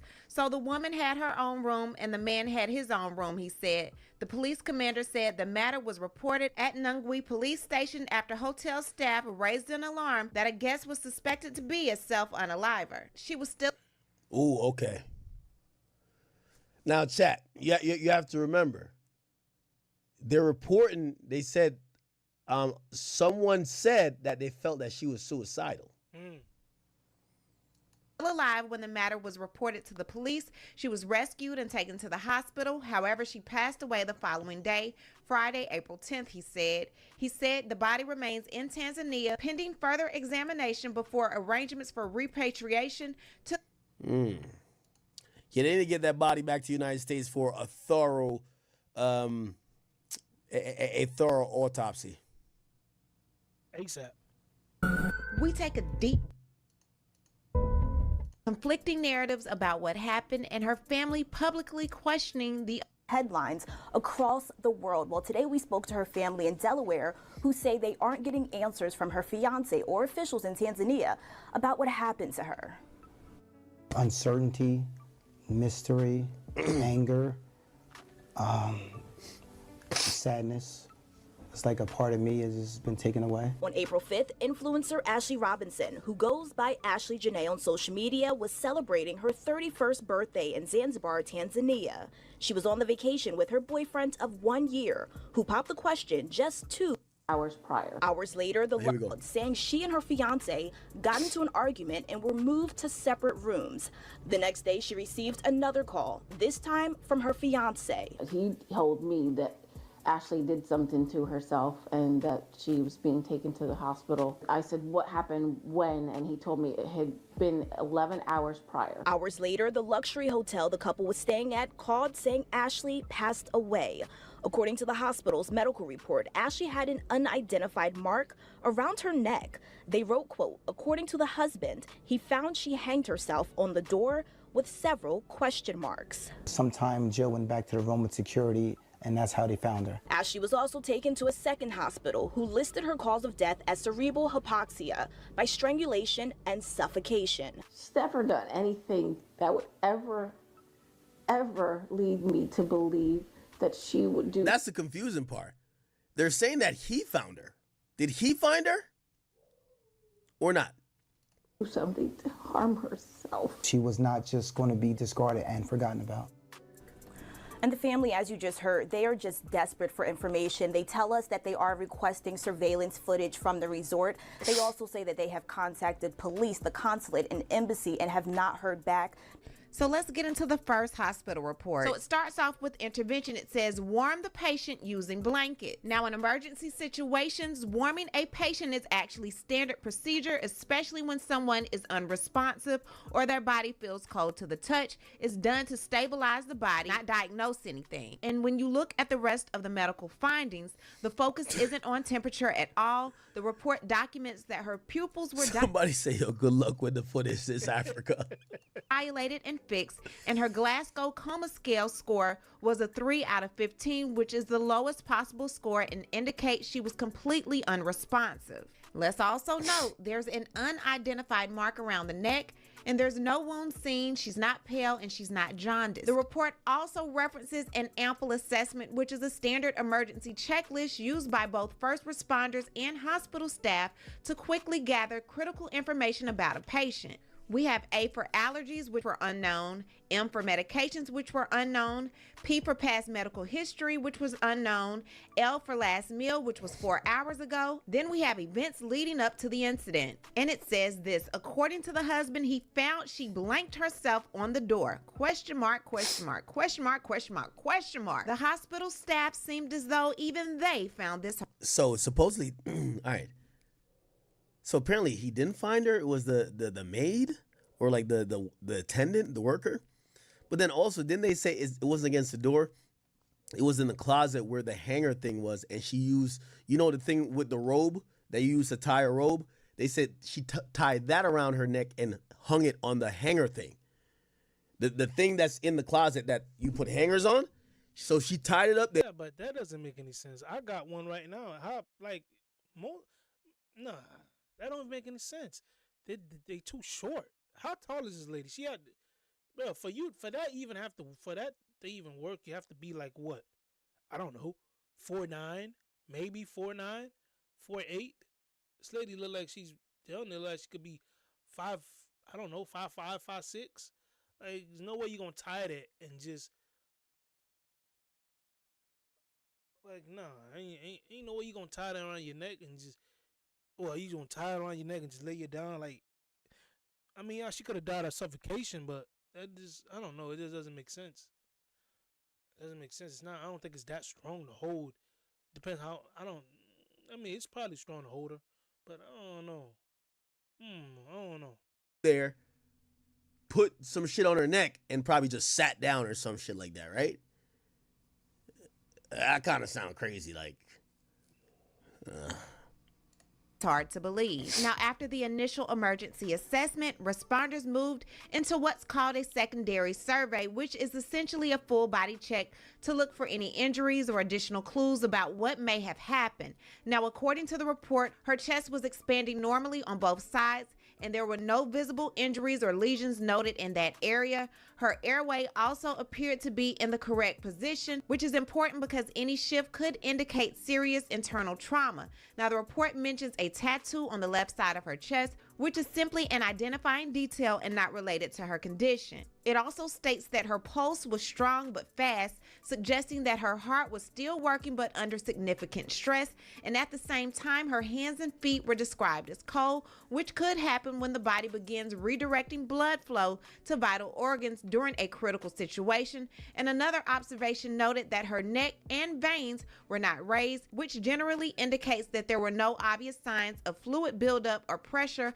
affecting the heart. Overall, this portion of the report does not point to any major external injuries, but it does show that her body was in a severe and critical state at the time she was found. According to her family, she was taken to another hospital, and at that hospital, she was given noradrenaline, which is a medication that constricts blood vessels to help raise blood pressure. She was given this at the maximum dose because it suggests that her blood pressure remained critically low despite treatment. Now, medications like this are typically used in severe life-threatening situations when the body is no longer maintaining adequate circulation on its own. Now, it states at around 4:10 p.m. she kept getting worse. hypertension, which is dangerously low blood pressure. Even with medication support, it wasn't working, and this shows that her body was failing despite treatment. At around 4:50 p.m., she went into full collapse. Her pupils were fixed, dilated, and unresponsive to light, which is the same. So wait, she was alive at the hospital? That's what I'm saying. That's what it looked like. Whoa. What's that? I just built a budgeting app in Base 44. Guys. Man, we might have to investigate the hospital for killing her, too. Nigga, you're at fucking Lumumbu, bro. Critical sign as before. This is severe brain oxygen deprivation. The brain likely was no longer functioning. At 5 o'clock, doctors declared her deceased, but it says this: immediate cause of death, cerebral hypoxia, second by strangulation and suffocation, which medically refers to the loss of oxygen caused by some form of neck or airway compression. However, that in no way, shape, or form proves that she did this to herself. So this simply describes the mechanism of death, not the exact circumstances. The only mention of her blanking herself is in the report that comes from a statement given at the scene, not from a confirmed medical determination. Her mother said that she called them on the 8th to tell them that he and she had fallen out and had been separated. The 9th is when this incident allegedly happened, and the 10th is when she died. I want to know, what information did the police gather so quickly to inform them that she did this to herself? So the news outlet in Tanzania, The Citizen, posts this today. Police question U.S. influencer's fiance over Zanzibar death. Police in Zanzibar are questioning the fiance of American social media influencer Ashley Robinson, popularly known as Ashley Jenae, Joe McCann. Ashley died on April 10th this year in Zanzibar, where she had traveled for a holiday with her fiance, Joe McCann, who had proposed to her 6 days before her death while they were on the islands. Information on the questioning of her fiance was released today, April 14th, 2026, by the North Unguja Regional Police Commander Benedict Mapajira when he spoke to the Citizen's sister newspaper, Mwananchi. The regional police chief said that in addition to the investigation already conducted, the force must continue with interviews to establish whether there was any crime, and therefore several people are being questioned. We must question hotel staff and her fiance on everything so that later on we can reach a conclusion on whether there was a crime or not, he said, adding that Mr. McCann is still being questioned. When asked whether Mr. McCann was being held, Commander Mapajira said, "You know, when you are assisting the police, you are somewhat restricted. Even if you have freedom, once you are told you are assisting the police, it is not easy." He stressed that forensic investigations are ongoing, including additional examinations involving the head of the deceased to establish the exact cause of her death. However, he said that when such an incident involves a foreign national, the embassy of the person's country usually appoints a representative to oversee all matters, including the investigation. He says the embassy provides that representative after receiving a formal request from a Zanzibar official, and the representative remains present while the investigations are carried out. Now, yesterday, the Zanzibar police force said Ashley was found alive, rescued, and taken to the hospital where she later died. The deceased mother, Miss Yolanda Denise, said the incident was unclear, noting that her daughter had traveled to celebrate her birthday with her fiance before suddenly losing her life. She added that communication from the fiance had been limited, and after initial information, he did not contact them again, with the family receiving news of the death through the hotel. The Zuri Zanzibar Hotel confirmed it is cooperating with investigative authorities and the U.S. Embassy, expressing sorrow over the incident. We found out that our daughter had passed from the hotel. The fiance did not reach out to us at all. Do you believe that Joe McCann had something to do with your daughter's death? We don't want to have. It's under investigation, and we don't know what went on. It's under investigation, and like we said, we just want transparency. Just let us know. I want to make sure that everybody is fully aware that she was a light. She was a light. She was a beautiful person, and this doesn't align with who she is. Understandably, the family really didn't want to talk about Joe McCann, the man who proposed to their daughter. When you go online, you can see he's the CEO of Asymmetric, which is a venture capital company that invests in crypto companies. But the point is, the family wants answers. They don't understand why they haven't been able to reach Joe.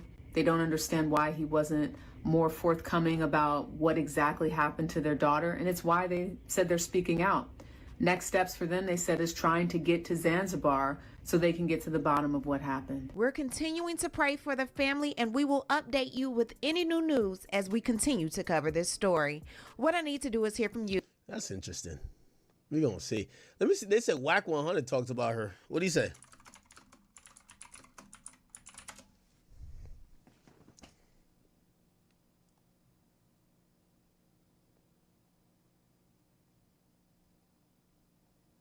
Is it this? That's what I said. People sound like they delusional and don't know what they're talking about. You I clearly said I had no sympathy. And we don't know what you did. I ain't got no sympathy on Clubhouse. We don't know what you did with it. Y'all ain't never even met this. How many of y'all met her? How many of y'all met her? That's why none of y'all met this bitch. Oh, shit. None of y'all met this. None of y'all met this. Whack, where you with her DMs? Ain't none of y'all over there picking the maggots up. See, that's DMs yesterday like that. weird. Whack, that's not normal. He answered the question. No, You know she shot him down in Chicago. You know she shot that. You know he was in the DM. Shot him down. She turned this down. That's why you mad. Of course she turned him down. Of course she did. But guys, it gets worse. Ain't nobody. You was in a She turned you down. Never. She turned you down. Never. Turned you down. Know the raggedy bitch. This is very abnormal. This is not right now. So he do know what's going on. He just letting the content said no Ashley slander. Lou's on the phone. He don't hear Whack doing what So apparently Whack knew her or something like that? he doing right now. Listen. He don't got enough money for her, Whack. Listen, I don't know the. Stop calling her a bitch. We don't know. As long as it's talking about I wasn't raggedy Why are you acting like fast weed wearing ass bitch. Raggedy what? Hell yeah, that bitch right now. Are you crazy? All that face. Are you crazy? Own family. I'm just telling you, bro. I'm looking at it. Yeah. This guy, he crazy. If this guy kicked all up on her, look at the cellophane eyebrows. That's weird. You got tatted on. Now this crater face talking. This is crater face. It's not even funny, Whack. Like, I don't know if you're trying to be funny right now, but it's not even like comedic. No, he trying to piss us off. That's all. No, I'm listening. You got something in this bitch. Hey, they don't Anytime. So let me just, but I have noticed, lady. So supposedly she said some shit about black men. Bro, I don't even know why people leaving. Like, bro, I'm gonna keep it a bean with you. Every black dude who's mad that she said like she don't fuck with black men, bro, get over it, man. 99% of girls are straight up gold diggers, man, and they don't give a fuck who it is that's gonna provide them this lifestyle, man. If it's a white dude, they don't fuck with niggas. If it's a Spanish dude, they don't fuck with niggas no more. If it's an Asian nigga, they don't fuck with niggas. I'm not that surprised. I would only be surprised if she stopped fucking with black niggas and went to a broke white nigga. Like, bro, her type ain't fucking white. Her type is money. What the fuck are we talking about? Agree. Say no, like, you know, she probably just used it. Like, I'm telling you, like, women like that, they use everything they got to shit on. Like, their whole Instagram is to shit on 3 bitches, straight up. So her lifestyle, like, yeah, she probably like to like throw it in the face of other people. Like, yeah, look what my guy is doing for me. But I don't think she don't like black dudes. I guarantee her side nigga was a black dude. When she want that tree trunk, she want that, you feel what I'm saying? Like, she want that baby leg, she coming to a black nigga. She cheating on this nigga with a black nigga. I guarantee it. She don't hate black niggas. She dating the money. The money's a white nigga right now. That's what it is, bro. Like, come on, bro. You know she getting fucked by some black nigga somewhere. Stop it. But of course, what happens is the human nature, people gonna act like what they got is better than the rest. Oh, y'all ain't got what I got. Especially this woman, she's showing you examples that she was trying to let people know, I have a up on y'all. Oh, I found a way to live a better life. I'm living a more luxurious life. Look at me, Lambos, Chanel, private jets. It's also to shit on the black niggas that probably was passing her around that would only hit her up after 3 a.m. Yo, it's 3 a.m. It's time for you to suck some dick right now. That's when they was hitting up Shorty. This guy tripping. Yo, her legs open probably at 2:55. Straight up. That's when the niggas was hitting her up. So to let those niggas know somebody take her serious, she starts shitting on niggas and bigging up her white dude. I'm not triggered over it, bro. These chicks, they don't like black or white. They like money. Yeah, these chicks don't got no fucking type. They type is cash money, nigga. Benjamin, Franklin, Andrew, Jackson. That's their type, my nigga. Like, if you gonna think that these chicks type is white and black, you dumb as hell, man. Their type is who got the bread and who they can control with the bread. Facts. Bro, I'm telling you. And here's the thing. When these chicks find the rich dude that's going to pay the way, they still fuck the broke nigga that give them good dick. Straight up. She's probably fucking a black dude anyway. Like, bro, you got to get out of your feelings. Like, I don't look at that anyway. These chicks' type is not black or white. They type is money.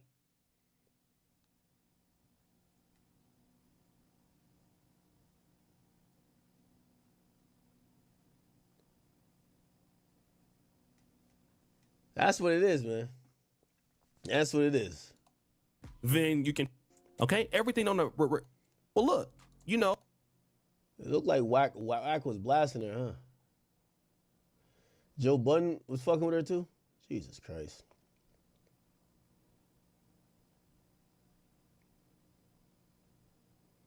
There's a new woman? Oh my God.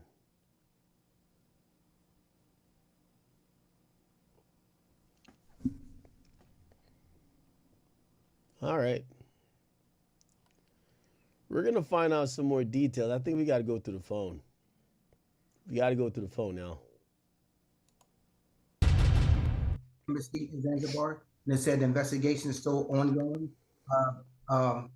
That they have not determined the cause of death yet at all, and the investigation is still ongoing and still pending right now. So there has nothing official has been released. That's what we're trying to find out. We just want answers. What was the initial call like when you first learned that your daughter passed away? The call was shocking and it was devastating and scary, honestly, because we don't know. Man, who's this white man right here? Bro, she probably got it from her mama. Like, come on, like, cut it out, bro. Like, her mama swirling, she's swirling. That's what it is. Yeah. Her mama like pink penis. She like pink penis too. Bruh. Like, yo, the apple don't fall too far from the tree. What company he work for?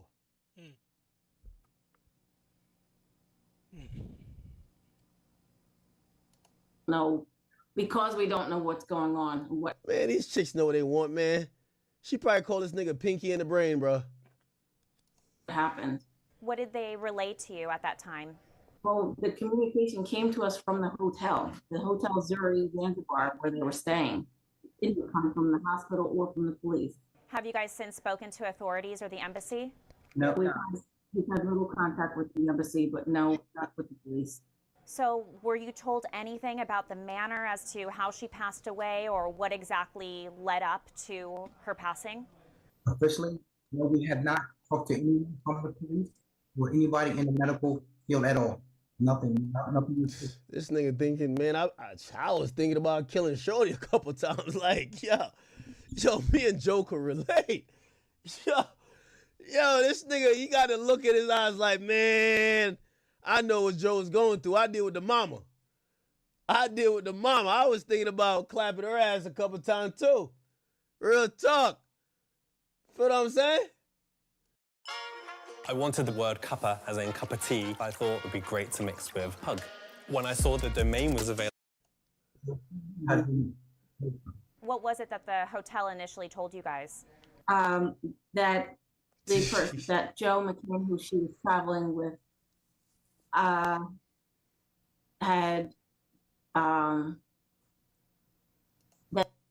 that he had found her and that they had taken her to the hospital. And then a follow-up call from the hotel several hours later. And I relaying. We just think it's very odd that our daughter is traveling with Joe and we don't hear anything from Joe. To me, that's very odd. And initial. You know what's so funny? I could tell already in this video, this nigga don't fuck with this nigga either. Like, yo, you fucking my ex-wife, man. You the reason why my daughter thought this was popping, man. She could have went out and got a black king like daddy. She went and got like, you know, a mayonnaise warrior like you. The fuck? You could tell they don't fuck with each other. Call that she got from Joe was the whole dynamic on this couch is, I guarantee the drama, just look at here. She looking at her, this whole couch look fucked up. I ain't gonna lie. She probably don't mess with her. He don't mess with him. This couch look fucked up right here. Something going on. Something going on right here. 11 hours after something had transpired in the room. And that's very odd. 11 hours later, 11 hours. Something had transpired, and Joe just relayed to Yolanda that Ashley was okay. This chick over here, she's like, all right, now you ain't got no other reason to call this chick no more, right? Because you always say you calling her about your daughter. You ain't no more daughter. No, just no disrespect. Okay, and she was stable, and she was okay, and don't worry about it. But that she was at the hospital. Yes. 11 hours later. So have you spoken to him since, and what has he been saying? There has been no communication here. Wow, shocking. So, you know, as you've seen, the local report had claimed that she took her own life. Did you guys ever think that Ashley had any mental health issues?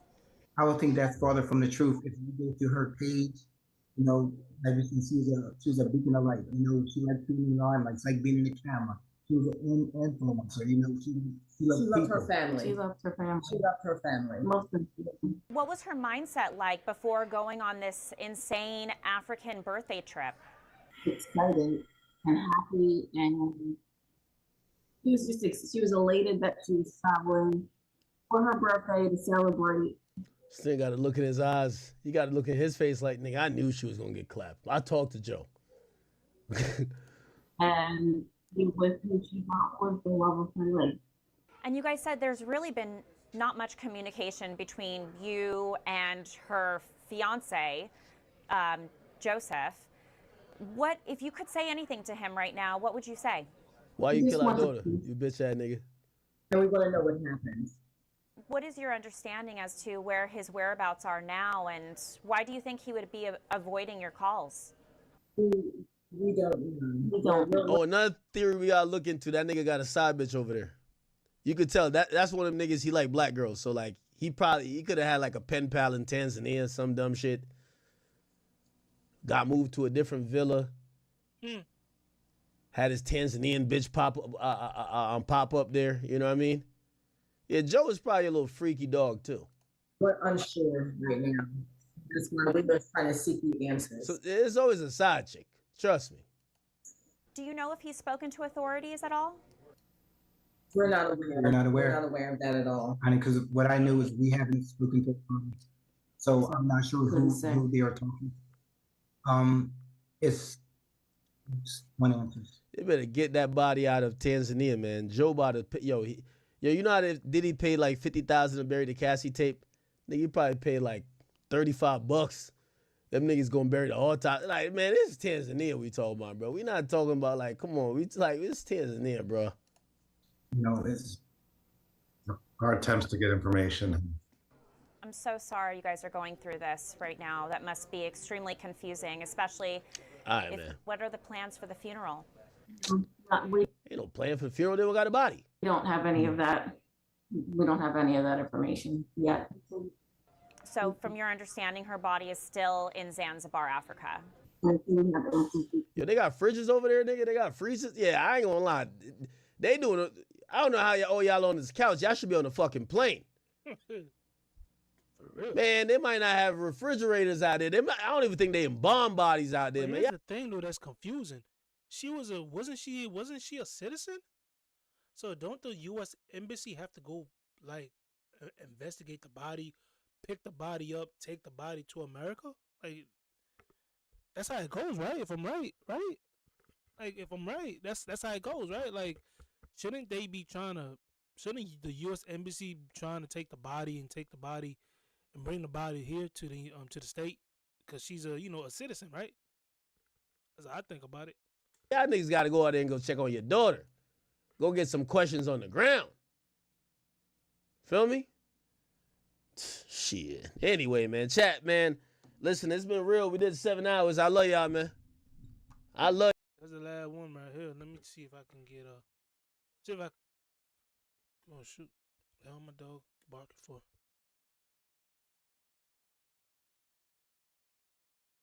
Okay, we got some food in. Okay, I'm about to go pick this up real quick. My dog out there barking. I want to react to another video. I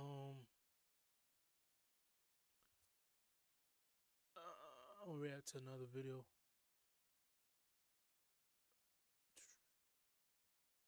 React to a whole nother video.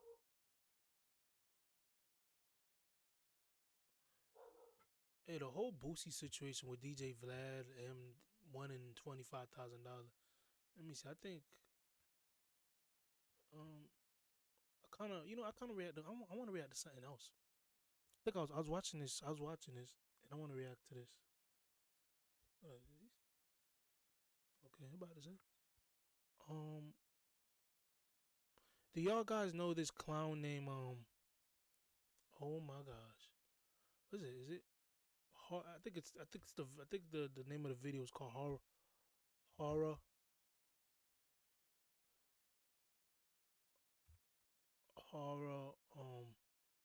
Is it horror stories?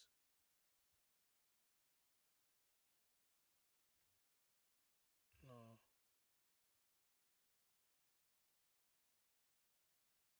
Riverside. Hold on, I'm trying to find the right. What's the name of the guy, man? This is crazy. I'm trying to remember his name, y'all. Y'all give me a chance to remember this guy's name. His name is I'm trying to read. I wanna react to this guy. It's a lot of these black conscious people coming out and saying, "Oh, we for the black people, we for the black community," and they do a whole lot of sick stuff, nasty stuff. And I'm trying to remember his name. What's his name? If you know his name, write it down in the chat for me. But what's his name? The guy, he went to prison for messing around with a 14-year-old. He raped a 14-year-old. What's his name? What is his name? What's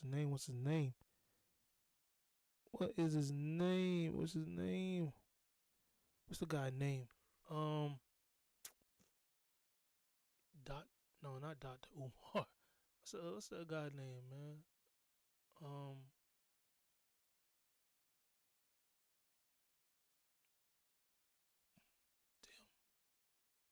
I don't want to go in my history, bro. Now I'm about to go down my history. I don't want to even go down to my history, bro. Hold on, y'all. I don't want to go down to my history. My history gonna be longer than a motherfucker.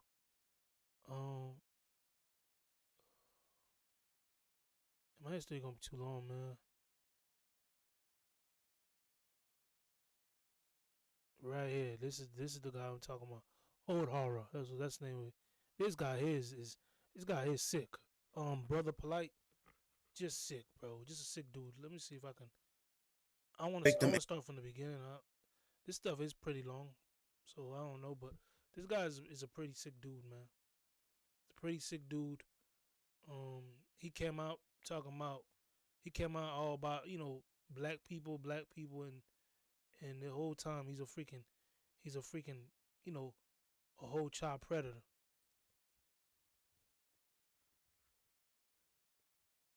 This part one right here. We're gonna get to it, but this part one right here. Michael Nowak, this is the first time I have spoken publicly about what happened in Miami-Dade County. Gosh damn. You've done to my daughter and I have gracefully remained silent the last 2.5 years. 2.5 years of pain, shock, disbelief, PTSD, constant nightmares, and daily triggers. Trying to help my daughter heal when I'm not even healed myself. What you have done to my daughter, myself, and my entire family is inexcusable. You hurt us all. You made me believe that you were such a great man and you could do no wrong. You made me fully trust you, and for that, my daughter trusted you too. But the truth is, you're a monster. I have legal counsel. It wouldn't be wise to circumvent or undermine any of their efforts in an endeavor to so-called clear my name before public opinion, the court of public I opinion. don't know who this guy's name is, Brother Polite. I'm only reacting to it by this, video right here. He had a very horrible downfall, I believe raping a 14-year-old kid. He ended up raping his 14-year-old kid. Now I believe he's spending some time in prison. This is the type of people who come around the neighborhood, talking about it's all, we're for the black people, and they attack the black people. They take advantage of the black people, and he's one of them guys who took advantage of a black young girl at 14 years old. Wouldn't make sense to do that. So what I'm expressing to you guys is, get your popcorn. Hey, I'm gonna be back real quick, y'all. I will do something real quick. I'll be back. Ready. That's what I'm saying. Get your popcorn ready. Because I'm either incredibly stupid or I'm a genius. But one thing I got patience. Because when you know your destiny and you know your fate, can't nobody control you.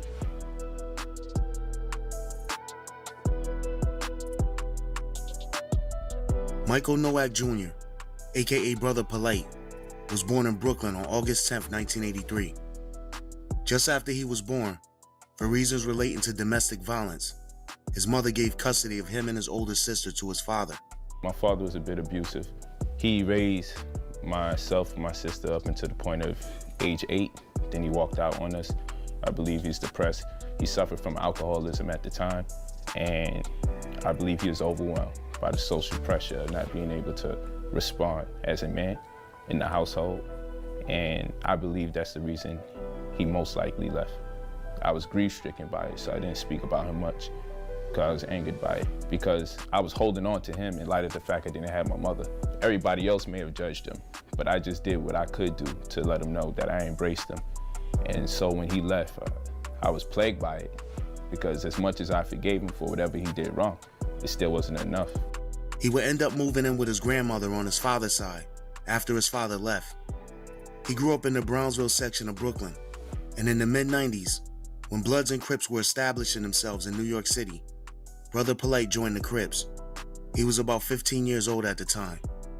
It would be around the same time that he would start getting arrested for petty crimes and would end up being sent to a group home for troubled youth. In between that time, I was in shelters, group homes, homeless at one point. That's kind of how that whole thing worked out. A few years later, at the age of 17, he reunited with his mother, but that would be extremely short-lived. She died the week that I met her. I didn't know she was suffering from cancer. So I had my 7 days with her, and I never really got a chance to expound on some of my discontentment with her not being in my life. Over the course of the next few years, Brother Polite would be arrested a few more times. The charges ranged from gun possession to assault, but he never made it to prison. Each time he was arrested, it would only result in him staying on Rikers Island for a few months at a time. During those difficult times, he maintained a relationship with his girlfriend Juliet. He'd been with her since the age of 13. She would later be known as Aminette.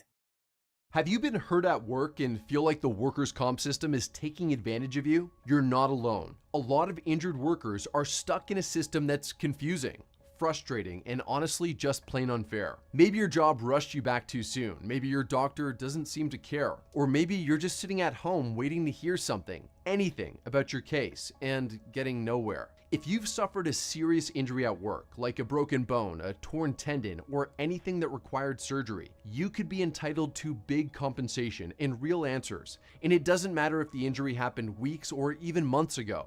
If you're still dealing with pain, time off work, or bills that are piling up, this applies to you. Click the link around this video to take a free 30-second quiz.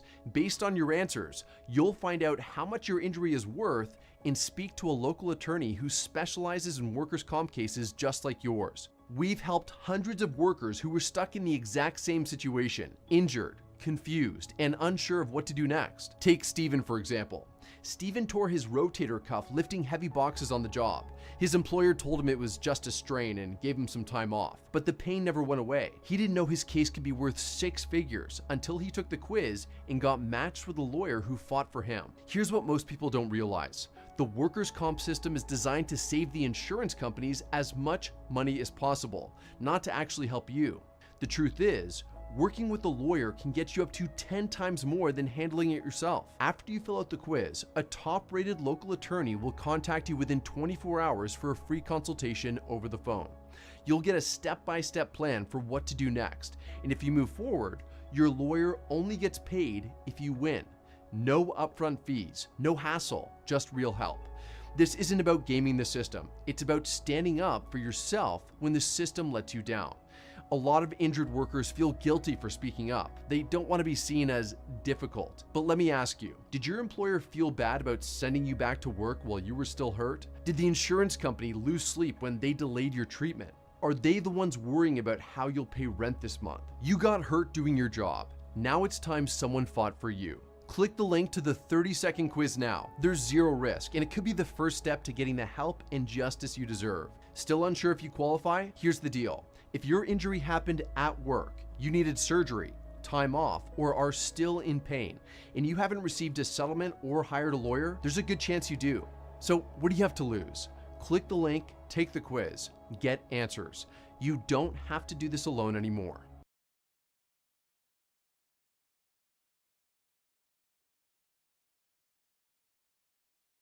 Never sue the other driver after a car accident.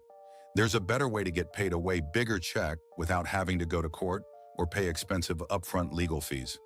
Listen, if you've been in a car accident in the past year, even as a passenger, you could be owed a significant cash payout. While most victims are struggling with insurance companies and lawyers, How much more darker did this beautiful black woman want to get? She be out here. She can't sunbathe enough. Look at her. In late 2005, Brother Polite and Aminette will learn they were expecting their first child. This great news will come around the same time as Brother Polite would be diagnosed with diabetes. And to make matters worse, the diabetes had led to a severe case of gangrene in his foot. At the same time of all of this happening, him and Aminette were going through difficulties as far as finances were concerned, and they were on the brink of being homeless. But it would be around this time that he was presented with the opportunity to run a bookstore that was owned by Dr. York. Dr. York created the Nuwaubian School of Comedic Science that mixed UFO science, black nationalism, and conspiracy theories into a philosophy for black empowerment. The dominant theology or belief was that black people were the original people on the earth that could be traced back to Egypt, and that black people should be called Moors. Dr. York was also went to prison for messing with a kid. First started teaching, his first bookstore was in Coney Island. And when he first started teaching, his doctrine was what they call, what they would format as a form of Egyptology. He had to change those teachings and go into religion. And the reason why he went into religion for 25 plus years is because he had to bring the people to an overstanding of loving themselves first. The only way to break a spell is by giving you a spell. So the spell I give you the medicine. Same thing with a disease. If you have a disease, they have to give you an immune shot. And the shot they're giving you is a dose of that disease. So if religion and is the disease, then what my father did is he gave you a dose of it. Dr. York would begin to attract a huge following when he brought his teachings to the streets of Bushwick, Brooklyn in the early 70s. He went by the name of Imam Isa because he had a group called the Ansar Allah Community, which is a Muslim group. Dr. York's unique way of delivering his message made him stand out amongst other leaders in the black community at that time. To many, his message resonated and they gravitated towards his doctrine. You must understand that during that time, the major Islam movement at the time was the, I believe it's the Wardi Fard groups and the Elijah Muhammad. It was very few that were out there at the time. These guys are sick as hell. Elijah Muhammad I'm sorry, I'm eating. But Elijah Muhammad was also in the same place too. Elijah Muhammad also was caught having sex with a kid. Remember, this is the reason why Malcolm X left the is the Muslim not the he didn't leave the Muslim religion, but he did leave the he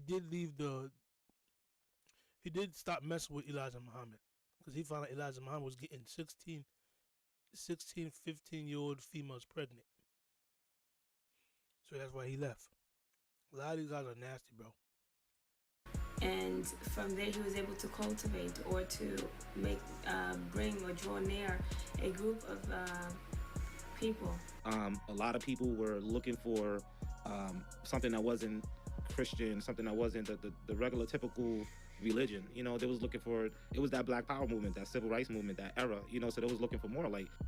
As his following grew, Dr. York began buying dilapidated properties in the area and renovated them for housing and or businesses. Throughout his time in Bushwick, he would end up buying and renovating around 20 vacant buildings. They had a base. They had an office, they had buildings, they had a masjid, it's like a prayer, you know, like a church. They had stores, you know, and the brothers would go out in the street and sell books and stuff. We had our own products because they were trying to, you know, live for and build for, like, you know, like building a community and a nation type of thing. By the early 80s, by way of numerous lucrative business ventures, Dr. York had become a multi-millionaire. He purchased 80 acres of land in the Catskills in upstate New York. Around 1984, him and a large number of his followers left Brooklyn and moved upstate to the new land. Besides being a charismatic teacher, he was also a good singer. Around the same time as moving to the Catskills, he was signed to Passion Records and released a single titled Only a Dream. In January of 1993, after nearly a decade of living in the Catskills, York and his followers moved to Georgia. He paid nearly $1 million for 476 acres of land in the northwest corner of Putnam County, just outside the small town of Eatonton. It was here where Dr. York said they would establish their own nation, declare sovereignty from the United States, and promote black superiority. Malachi York, declared himself kind of a sovereign over the nation, prophet, a messenger of God. He knew the correct things, to do. Other people were in error when it concerned people of African descent. We have got to the point where literally anybody can build a fully working app without knowing how to code. He constructed the compound with Egyptian structures, pyramids, and fake palm trees. He named the compound Tamaray. So living on the land, I would say, it was a great experience. Not everybody got to experience it. Once you crossed that pylon, you automatically knew you was in a different place. The whole vibration, the whole energy, Tamaray had its own energy. It was a very great experience, very positive. No fighting, nobody's drinking, nobody's taking drugs. It was the most safest environment to be in. It was a warm, kind of loving feeling. The feeling living there was like nothing ever I've ever experienced, to be honest. It was very, peaceful and calm. It's very spiritual. I don't feel like it's something that you can really describe. It was completely different from being out there in the world. Really great place for everyone to be. Whether you were any race, a lot of people was welcome there. It was just to bring everybody together in a positive manner, to upraise the consciousness of people worldwide. We were around like only family, it's not really something that can be described. But everything would go bad for the Nuwaubians in May of 2002 when Dr. York was arrested. It began in the Baldwin County shopping mall in open daylight with them knocking out the windows of a car with the butts of their... Listen, man, I get real suspicious when somebody say, "Oh, I'm doing this for the black community." A lot of them are usually rapists. You just seen the creator of the Black Life community, that lady. She took all the guys. She took everybody money, and she went and got herself a nice place, living with the rich white folks in L.A. So when somebody says I'm doing this for the black community, you really need to really be on your high alert, because those people are usually out for themselves, or maybe just a bunch of child predators, child molesters, like this guy here, York, and this other dude named Brother Polite. Their guns, dragging 3 females as well as myself out on the floor into the glass in the streets. Nothing on that arrest warrant, to my knowledge, ever referred to me as a dangerous person, never referred to me as an armed person or armed and extremely dangerous, which would have called for such an overuse of force. I couldn't see because I was hit so fast. I was hit so fast and hit to the ground so fast, and was keeping the guns poked at me from every direction. I wasn't allowed to look up. Don't look up. Don't look up. Don't look up. At the same time as Dr. York's arrest, federal agents, along with Putnam County Sheriff's Office and several other agencies, swarmed the compound. I came inside and I looked at everybody and I said, everybody calm down. We're under siege. I'm a pretty jovial person, so people are like, oh, what are you talking about, Robbie? You know, blah, blah. And it's like, no, really? They're men with guns and we are under siege. Please, everyone stay calm. Don't move. Freeze. Freeze, don't move. FBI. I'm like, whoa. Put my hands up, and all I had in my hand was a paintbrush. Within 30 minutes of us hitting that compound, we had every adult there handcuffed and on the ground, and nobody was hurt. Dr. York will be charged with more than 100 counts of sexually molesting dozens of children, some as young as 4 years old. The arrest will come after a 3-month investigation into Dr. York and the Nuwaubians. The investigation was triggered after one of his sons named Jacob called the Putnam County Sheriff, alleging acts of molestation were occurring on the compound. Jacob would also bring former members to the police that would confirm what he was saying was true. I was 14 when he started to try to introduce me into it, but I fought against it for a long time, and then he finally took it out when I was 15. He used to literally pick me up, and his room was shaped like a huge octagon. I mean, it was just huge. And he would literally pick me up and throw me over his shoulder and throw me down on the bed. And I was constantly fighting, and I didn't understand because there was a book that he had called a Hell Book, and it had a very descriptive vision of what happens when you break your virginity at a young age. I think it was like we would boil in hell for eternity and all types of stuff. And I used to yell. I was like, I didn't understand, because I was like, you wrote this book, and now you're trying to do this to us. I can accept, the movement and supporting. And listen, man, you got a lot of people don't know what's going on in life because they got these people telling them what they do. They got these people telling them this is how you should live, this is how you should go. I mean, yes, I believe in the Word of God. The Word of God is true, and I'm sticking to the true living God, who is Jesus Christ. But when you got somebody like this who come out and they start I feel like people are lost when they don't really have a true relationship with the true living God. So they go out and take all type of information from people like this York dude and Polite dude, and it just it just corrupt them, and they are easy to be taken advantage of when you don't know nothing. A lot of things, but the attack on children, I can't support. And I'm not speaking from allegations of he may have done it. I'm speaking from he did do it. And I know he did it, and I saw him do it. You have to realize, like, growing up with my father was growing up with a discomfort because you had to deal with the fact that your father was molesting your friends, right? He was molesting female and male friends. Even the freaking son said he was doing that. This nigga's sick, bro. It was one of those unique places where you're torn between your loyalty to your father and your loyalty to your family. And growing up in the Black Power movement, we were taught that police was bad, white people were bad, teachers are bad, everybody's bad.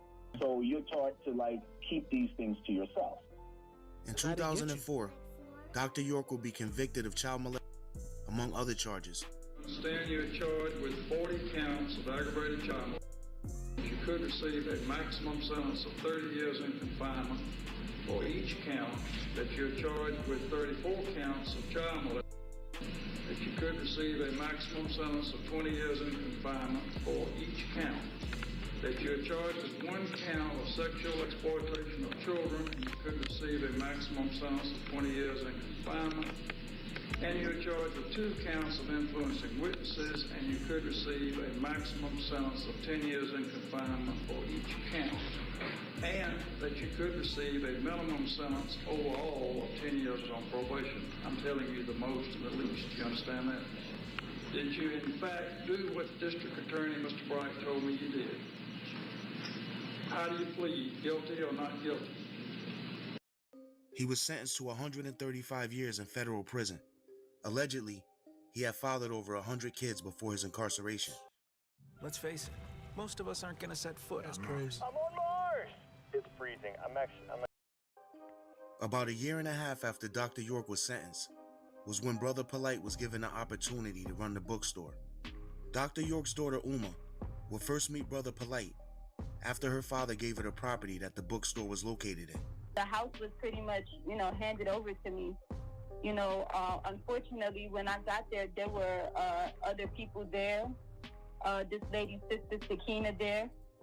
She found this guy, Polite, I guess, that the man was living there with his pregnant wife, or his pregnant girlfriend.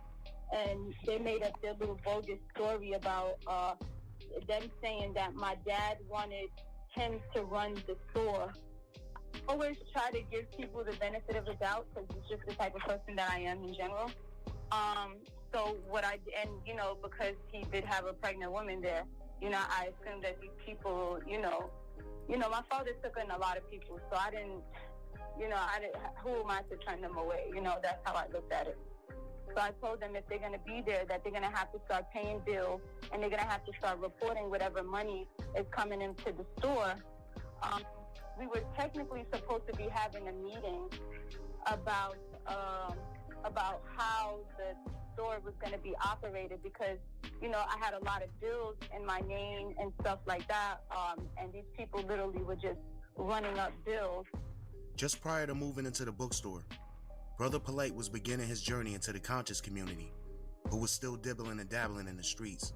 I was still gangbanging, but I was more growing into the consciousness. A freaking child molester gangbanger. Gang shit. Polite and Uma would get into a few altercations as time went on, due to Polite's illegal activities around the property. These people were pretty upset at the fact that I wasn't allowing them to do the type of things that they were trying to do in the house to make money. Uma would continue to give Polite chances, but her patience was running thin. He got upset because, I had him escorted off the property. These people were selling drugs in the building. It was him and some guy named Water around that time, and he had a couple of other people there as well. While living in and running the store, by pure coincidence, Brother Polite would meet a relative of Dr. Sabi. Dr. Sabi was a self-proclaimed natural healer who Brother Polite was familiar with. Because the grown-ups told me when my penis wasn't getting hard, eat eggs, drink raw eggs. And I did, by the dozens. He underwent treatment for his diabetes through Dr. Sabi's herbs and credits him for being cured. Dr. Sabi, he helped me. Diabetes. I had gangrene. They was gonna cut my foot off. One of the youth that I was tutoring, they happened to be related. You don't know who Dr. Sebi is. Dr. Sebi is a guy who he's gonna get you. He's a guy where I believe he was killed by we call me a conspiracy theory if you want to, but this Dr. Sebi was a guy who knew how to heal you. Like, you didn't need the medicines, you didn't need the pharmacist. He knew how to heal you with the herbs that God put out there in the universe. And he was killed. He knew he also had a healing for AIDS and cancer and all type of stuff. He just had all those from the herbs, and they killed him. Grandchild or something to that effect. And so the sister was like, yo, listen, I got you. Go to my father, what have you, and he can help you out. So as I continue to fellowship, connect, and build, eventually I got locked in, and the sister actually gave me 2 doses of the diabetes package. And inside of 21 days, I got the coloration of my foot back. I went back, got re-diagnosed, and the physician, you know, he was like, yo, just be careful. This happens. Sometimes we don't see it. It disappears. So I'm like, a year later, you know, it still could pop up. I said, man, if it popped back up, I done got diabetes the second time. What are you talking about? His diet changed during this time as well. He completely stopped eating meat and was on a strict alkaline diet, which consisted of vegetables and herbs, a diet Dr. Sebi promoted vigorously. Although he held Dr. Sebi to the highest regard and had an enormous amount of respect for him, Polite routinely credits Dr. Malachi Z. York for being his main spiritual influence. And he's more into the York God than Dr. Sibo. Dr. Sibo wasn't a child molester. Dr. York was. Brother Polite will become one of Dr. York's most fierce defenders, believing in Dr. York's innocence and claiming the government just wanted to stop his movement. Early in Brother Polite's career, he would conduct an interview with one of Dr. York's alleged victims. He would be criticized for downplaying the victim's story and defending Dr. York. Okay, I'm a dude. I'm not gonna be walking around saying that I've been molested, this and that happened. As a man, you don't want to be going around saying that. Yeah. You know what I'm saying? Both my sisters went through the same thing I went through. And both of my older sisters. Do you mind sharing? I don't know nothing. Sharing what? Okay, well, both of my sisters been molested. By who? By Malachi York. And At what ages? At what ages? I mean, you know, if you want to get the accurate number, you can ask them. Around what age? You know, I mean, 13, 14, 7, 8. The FBI started doing an investigation, started trying to get statements from people. Both my sisters went ahead and gave their statements. And that's when I decided that, you know, that I was going to go ahead and do it. Would you say there's been over 20 children molested by Dr. York? I would say so. If I could confirm people that I can strongly confirm, it'll be about 15 or 20 people. Obviously, if over 15 to 20 people, children were being molested. Listen to what he's gonna say. Listen to what he's gonna say. Listen to what he's gonna say, y'all. Just listen. We have to now say, I'm talking about this guy. Adults wasn't saying nothing. Shouldn't they be locked up with Dr. York too? How come they're free to testify about it? You mean to tell the world that none of these children had enough sense in their mind to go tell their parent that this isn't right? I've been touched sexually, I've been sexually abused. Not one child out of all these children. It could have stopped so long ago if just one child or just one adult. What caused all of this to come out? First you hear nothing from nobody. Yeah. You hear nothing from nobody. Then you hear something from everybody, all at the same time. I mean, that's why, of course. I could have told my mother. You chose not to. It's not that I chose not to. To really explain it would really take a lot, but I mean, you're not really yourself. I pray to him, a living God. That's me, yeah. Right? And my father left me age 8. He prayed to him like, this guy is his God. This guy York is his dad. This guy York is his guy is like God to him. This child predator is like God to him. Yeah. And I met my mother when I was age 17. She died the week I met her. And because of my socio-economical disposition, I was more inclined towards doing negative things like, you know, robbing, stealing, and just had the world in a whole negative outlook. Yeah. And until I read one of his books, and just his books alone changed me, you know, to the point where I realized like I was on the wrong path. I run a podcast solo. No producer, no editor, no tech skills, just Riverside. Although Brother Polite was one of the most vocal when it came to defending Dr. York against the charges, he wasn't alone. Hip-hop pioneer Africa Bambaataa, along with many others, would also come to his defense. That's another one too. Africa Bambaataa, he's another child predator. He's another child rapist. You think I'm bullcrap and go check what we gonna do? We gonna do a story about him too. Africa Bambaataa, he's also a child rapist. He just passed away, I believe, maybe a couple weeks ago. He just passed away. He's another child predator. He's another rapist. He's another child molester. Yeah, that's another one. That's another one. Needs to be open for all the public to see, for all the public to view. All these people hang out with each other, bro. All these child molesters are connected with each other. All the public to get an understanding so we could get the And right. it's all about black people, but they hurting their own kind. It's all about black people this, black people that, and they hurting their own kind. Knowledge, the right wisdom, and the right understanding of what has happened to our brother, Dr. Malachi Z. York. If this can happen to him, just imagine what can happen to you. Years later, Africa Bambaataa himself would be accused of similar accusations by numerous men. They would claim they were molested by him when they were young boys. Two of the most outspoken will be YouTubers Hassan Campbell and Ronald Savage. And the list of accusers is growing, and they all tell similar stories. Africa Bambaataa being accused of sexually abusing several underage boys decades ago. The accusations against Bambaataa will come over a decade after Malachi York's sentencing. The fact that Brother Polite was defending Dr. York will cause a rift between him and Hassan Campbell that will last for years. Dr. York is in jail doing life for molesting. This is what the district attorney said. The district attorney said that I couldn't even put all of the children to testify against him because nobody would believe that he touched that many children. One of the kids that he Polite did the interview with, and I ain't like how Polite handled that, so I'm gonna be getting in his ass real soon. As Polite continued to run the bookstore, the deeper he got into the conscious community. He studied Dr. York's writings constantly.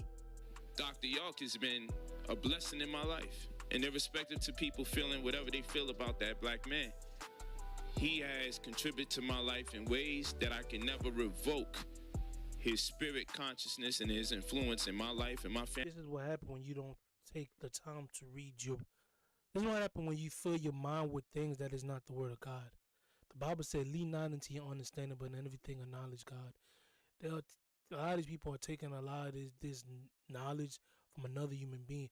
This guy is full of devil in him. Whoever this Dr. York is, he's full of the devil in him. He's full of demon in him. To be touching kids and molesting, something's not right with you spiritually. And he's writing these books. These books are full of nonsense.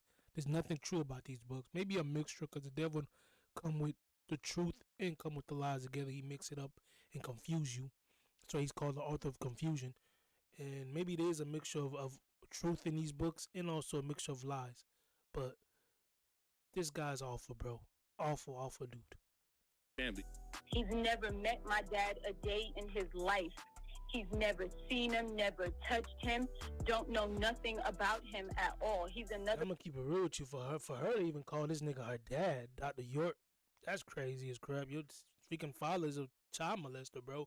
Like, I hope you don't have kids and let your kids hang around this guy. Like, I hope not. person idolizing and worshiping him on a different level. These people are obsessed with my dad. I don't know what it is, but they're obsessed with him, you know? and I find that to be sickening to me. I have a sniff and detect. I can detect predators. Polite gives off the aura. He has an infatuation with Dr. York, a nigga he never met. And the voice of Henson Campbell, he's Henson Campbell was also molested by the guy named Africa Bambaataa. That's another story we'll get into. Who he knows is a pedophile. In line with Dr. York's teachings, Brother Polite would introduce polygamy into his relationship with Aminette. As we grow and we develop, we began to understand more about economics, and we wasn't really left with any inherited wealth. And considering that wealth really begins at $150,000 a year, neither her and I combined would get us anywhere near the point of being able to amass real. Listen, man, if a man come to you and tell you, listen, female, if a man come to you and tell you, let's get into a relationship, let's get into this relationship, let's get into 3, 4, 5, 6 relationship together, man, get out of that relationship, man. That man don't like you. That man don't love you. That man is a sex addict, and he just taking his time to use you. Like, you should not be inside of a polygamy relationship. If you know what a polygamous relationship is, that is when you can have 2, 3, 4, 5 wives, or 2, 3, 4, 5 girlfriends. No, that man don't like you. That man don't love you, and he's just using you for your body. Again, these are the people who claim to do brotherly stuff. It's all about the black person. It's all about the black people, but they're doing stuff like this to their sister. You know, they're doing stuff like this to the black people that they care about. You know, I believe Dr. Umar said the same thing. He's into a polygamy relationship, and that is a red flag. You're speaking about loving black people, but how can you love a black woman when you are in 6, 7, 5 relationship? How can you love a black woman when you married to 5, 6 wife? Like that's not loving. She can accept it because she didn't have a daddy to show her what true love is, because she didn't grow up in a family of a true father and mother home. But come on, man, that's not no brother. That's not no true black love. If that makes sense. Oh, point blank period. That's not true love. Point blank period. It's black, white, Spanish, whatever. It's not true love when a man can walk up to you and say, I want to have 4, 5, 6 relationship, but you're still gonna be my main chick, but I want 3, 4, 5 other chick on the side. That's not. Nah, that's not right. Real wealth. And so we use the polygynous construct as a catalyst to embark upon those type of endeavors. The first person to join their relationship was named Jessica, who would later be known as Ra'et. He met her at the bookstore when she came in with her mother. She was 16 at the time. When I started coming, I was really young. I was 16, 17. My mother used to go to the bookstore. And so I seen them two together, and I was just like really happy for them. She was... Wawa's $6 meal deal is back. Sandwich, drink, and chips, all for just $6. This is a ChatGPT for Airbnb. This new income assistant is trained to find you. Pregnant. As Aminette got closer to her due date, that was in July, the tension between Polite and Uma was getting thicker. It was just a lot of chaos. The children felt they should inherit the building of their father. And I'm here like, yo, the man gave me the building to run. My father was incarcerated during the time. If you look at my father's case says he is unable to conduct business on anybody's behalf. He's talking about me in regards to the inherited of the building. I was already on the property. I have already inherited the building. It was being overridden, and it was people in the community making sure that I don't get that space in leadership. They made my task very hard, and it created a great deal of contentions and the drama between the biological family and myself. Things would finally come to a head shortly after Aminette gave birth to their child. She would be a beautiful baby girl they would name Ma'at. Polite would later claim Dr. York gave her name. This is a man that when I had named my daughter, he told me move that name out of there and rename her. I said, hey, this is what my wife and I is going to name our daughter. It was Anissa. You feel me? And he's like, get that out of here. Your daughter's name is this.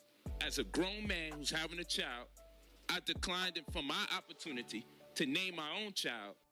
Brother Polite had no idea at the time that shortly after Ma'at's birth, he would be facing a serious charge that would stem from the issues with Uma regarding the bookstore.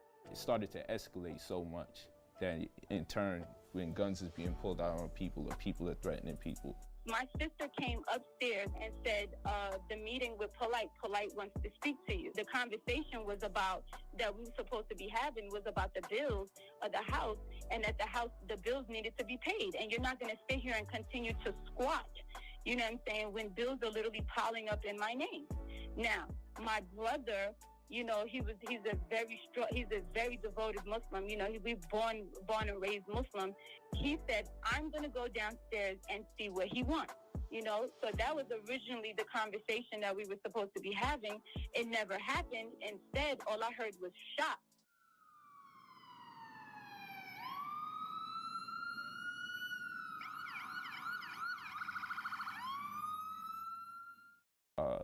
One of the brothers got shot in his head. My brother got shot twice in the head.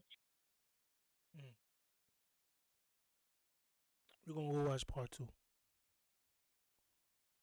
All right. My sister came upstairs and said, the meeting with Polite wants to speak to you. The conversation was about, that we were supposed to be having, was about the bills of the house, and at the house, the bills needed to be paid. And you're not going to sit here and continue to squat, you know what I'm saying, when bills are literally piling up in my name. Now, my brother, you know, he's a very devoted Muslim. You know, he's born and raised Muslim. He said, I'm going to go downstairs and see what he wants. You know, so that was originally the conversation that we were supposed to be having. It never happened. Instead, all I heard was shots.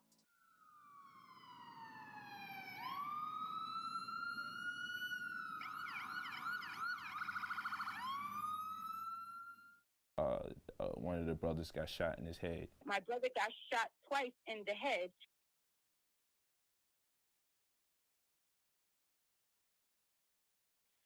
Yes, my brother got shot in the head twice. It dismembered his ear and dismembered certain parts.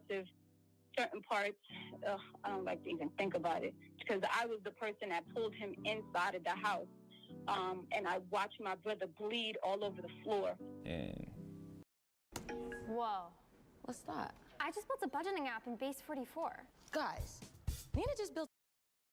because I called for the meeting to have with the brother, and he got shot very shortly after the meeting. Of course, I was blamed for the shooting. It was him and his friend Water and some other guy named Hernandez. You know, it was some Puerto Rican dude that was with him, another really dark-skinned brother. I don't know these people, you know, offhand, but when I see their face, I know all these people's faces for sure. They were the only ones that had guns that obviously, shot my brother inside of the bookstore. As soon as I heard the shot, my first instinct was to run downstairs. I don't know why that was my first instinct, but my first instinct was to run downstairs. I ran downstairs and opened the door to the bookstore and seeing Polite standing right there, him and his friend Water standing right there. I grabbed my brother because he was stumbling. I didn't realize what was really happening. He was stumbling. He stumbled on me, and when you look at the door is like the door to the actual house is like right there next to the store. So I grabbed him inside of the house. I ran upstairs to, potentially to call the cops, ambulance, all of that. And I'm looking at my window and I see Polite running across the street to one of my neighbor's house, throwing away, taking off his shirt and his hat and everything, literally throwing it in their trash. I was locked up September 19th or something to that effect. But I wound up being released for that one, October 31st. Halloween. I didn't know I was going to be released. The brother refused to testify. These people continued to threaten my life pretty much the whole time, even after him being incarcerated for the short period of time for the attempt murder. I was locked up for dismemberment, then they changed it to attempted murder. But needless to say, they tried to subpoena a lot of people. A lot of people wouldn't tell or speak on the event. And I just think it's a blessing because, I'd say for the record, I'm innocent. You know what I'm saying? The only reason it was dropped was because I was continuously being harassed by the entire organization every day. Once this situation rolled over, I really decided I had to separate myself. So he's not even it. So he's not innocent. The woman got scared, got terrified, and said, "Joe, okay, I'm not gonna testify on my brother's behalf," and that's the only thing. He's not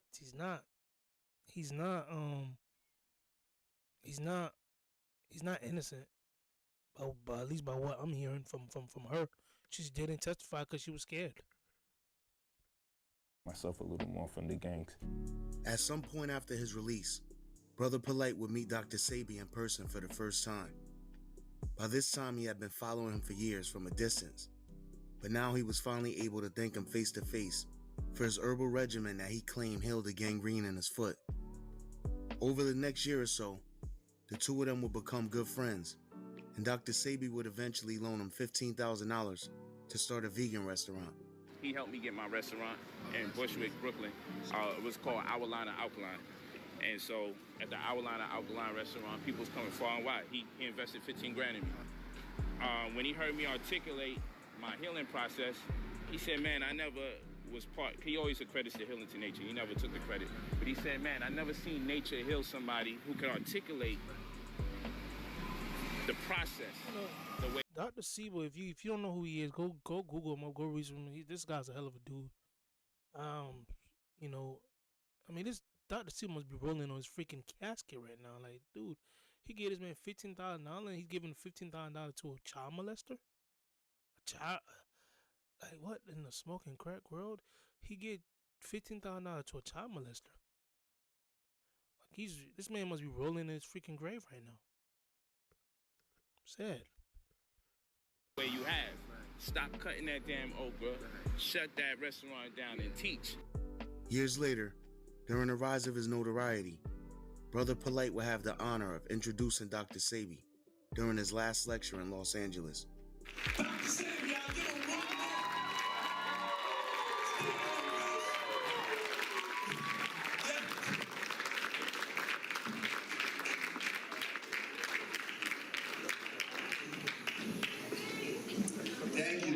Thank you. Just give it up again to Brother Polite. Prior to shutting down the restaurant to embark on his teaching endeavors, Brother Polite had brought a new wife into the relationship, which now made wife number 3. Yo, what the freak these ladies are retarded or something? What the freak are they stupid? Are they dumb? Like, I don't understand. Are they freaking dumb or retarded? Which one? Yo, don't you see that you're being used as a whore? Are you stupid or dumb? Which one is it? Like, you're dating a guy who got 2 boyfriends already. I said 2 boyfriends. He already got 2 girlfriends already. The man already got 2 girlfriends. 2 girlfriends already. You're the 3rd one? Are you stupid? Are you dumb? Or what the freak is wrong with you, bro? Like that stuff pissed me off because I'm like, I don't understand. Why would a female who respect herself would say, yeah, I date you knowing that you got 2 other females on the side? Us men wouldn't even date you if you say you got 2 other dudes on the side. Why the freak would you choose that and choose it? Like, these motherfuckers retarded, bro. Gosh damn it, dog. These hoes retarded. Freaking stupid. These motherfuckers dumb. So she chose to be with this guy knowing that this guy got 2 other chicks on the side. Yeah, you finna be used as a cum bucket. I'm so sorry. Her name was Lorena, but she would later be known as Anuket. And then he's changing their name. Once you can change somebody's name, you can change their identity. So he's changing their name, he's changed their identity, and he's saying, nah, you're my property now. So he's gonna treat you like a piece of crap. And it's the reason I feel like he was able to take advantage of that young girl, because the mother maybe fell in love with all this type of thinking about him, like, oh, this guy's smart, he's that. And she rode the wind with this nigga, and this guy went over there and molested and raped his daughter. Like, this is crazy. It's crazy. Like, I can't understand why would a female be with a guy who already have 2 other chicks on the side, bro. It don't make no sense. Anuket was a single mother of 3 kids, 2 daughters and a son. Her oldest daughter, Tazane, who would later be known as Renente, will be an interesting part of this story later on. Yeah, she probably was right. Shortly after closing the restaurant and starting to teach, Brother Polite would also start writing books. By the time of his arrest, he had authored over 90 books, ranging from everything from healthy eating to real estate. He would later start a company named New Covenant, and this is when he would begin soliciting his followers to buy courses in which he would teach them all the tricks to purchase cheap properties with no mortgages. Although up until this point, there's no proof Brother Polite had owned any property himself, he portrayed himself as if he did, and people began buying the courses. He also charged people for status correction, which in short relates to becoming a sovereign citizen. So this guy was a hoe. This guy was a scammer. Was a scammer before scamming was even popular. Please remember the time is now, and in regards to the illustrious and sovereign Nisut Amunre San Atumre, affectionately known by his peers as Brother Polite, no one has created a more effective system for our people than he has in this present day, in terms of running the application of sovereignty and real estate concurrent. While others speculate on these sciences, New Covenant is fully operational. When you join New Covenant, number one thing that makes what we do in the status correction different is that you make money from it. After Brother Polite saw the success of people buying whatever he was selling, he introduced a life insurance plan through New Covenant as well. Let's talk about life insurance.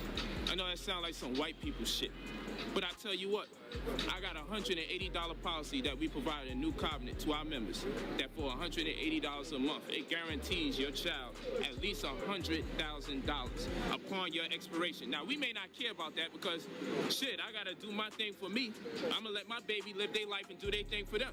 But when we become more responsible, we'll understand why the white race is ahead of us, because one of the main things that takes place in the white community... Man, talking about black this, or it's all black this, And they're the same one that's destroying the black community. Black this, black that, black this, black that, and they shoving a freaking stick up your booty crack, and they talking about, yeah, we black this and we black that. Like I just said again, like I just said before, this female you got the LGBT female who claim, yeah, we, black community, Black Lives Matter, and she take the whole Black Lives Matter money and go get herself a White House, and the money was never spent on nobody but her and her family, bro. It's crazy. When their parents die, is that they inherit wealth. They inherit wealth. You understand what I'm saying? So, you got a whole community of people who have no policy out, and you have another community of people taught you gotta have a policy. So when one community dies, the next generation doesn't get shit. They have to start from scratch. And when another community dies, they're inheriting 200 grand, 300 grand, 400 grand. So I'm talking about inherited wealth. And also, I'm talking about a policy so strong that you could borrow against it. You can use it to extend loans to others, bearing interest to you as a creditor, or you can use it to engage in a vehicle endeavor or even a mortgage. You can use your policy to do such a thing and still not compromise the original momentum of the policy, which is to extend something to your beneficiary after your passing. Brother Polite's charismatic nature and unique style of delivering his message had begun catapulting him to the top ranks of the conscious community. Sonetta TV would play a major role in his early success by platforming him on his YouTube channel for debates, in which Brother Polite almost always dominated. Name one slave master that didn't oppress us on the strength of his religion. Name me one that oppressed us without a religion. Name me one, and then tell me religion is not our biggest issue. And show me one instance where we didn't get oppressed by a slave master and take on his religion after. Show me one. His beliefs, which fell in line with Dr. York's teachings, completely denounced modern-day religions and kept him at odds with many others in the conscious community.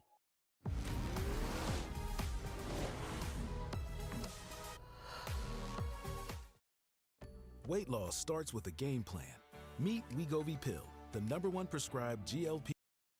How you gonna get mad at us for embracing ancient Egypt when they left documentation for the people? Because they knew their children need to know that it's real, because they know the black mind. A sane black mind says, I want to see this thing to be proven fact.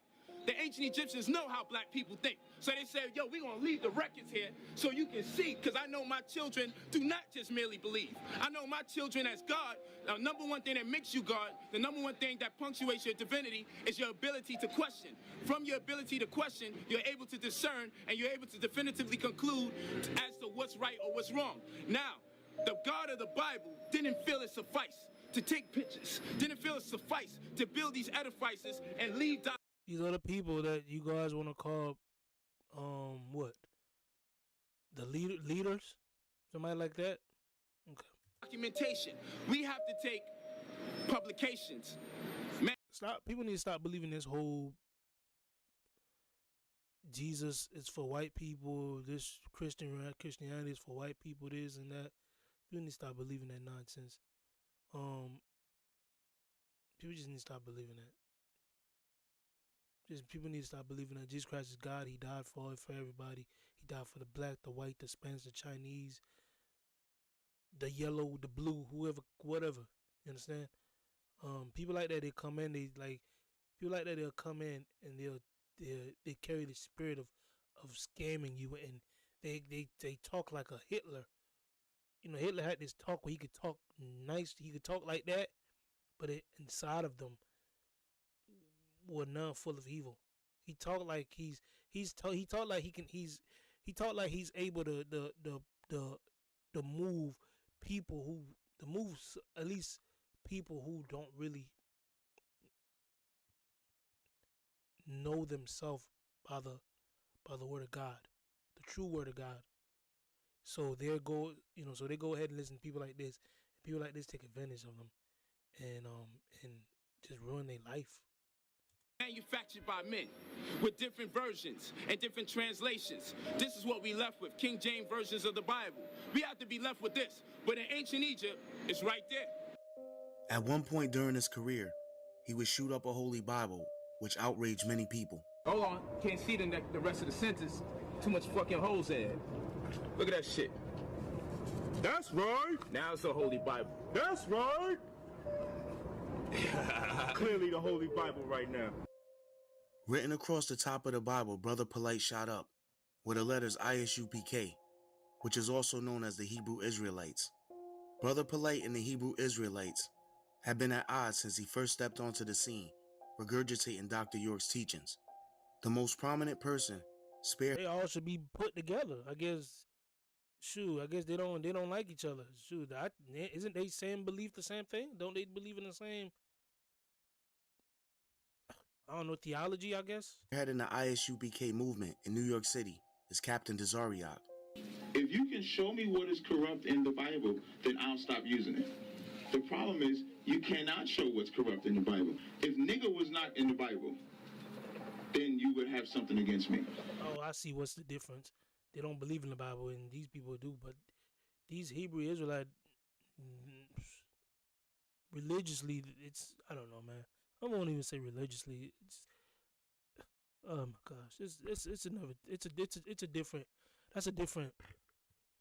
topic for another day.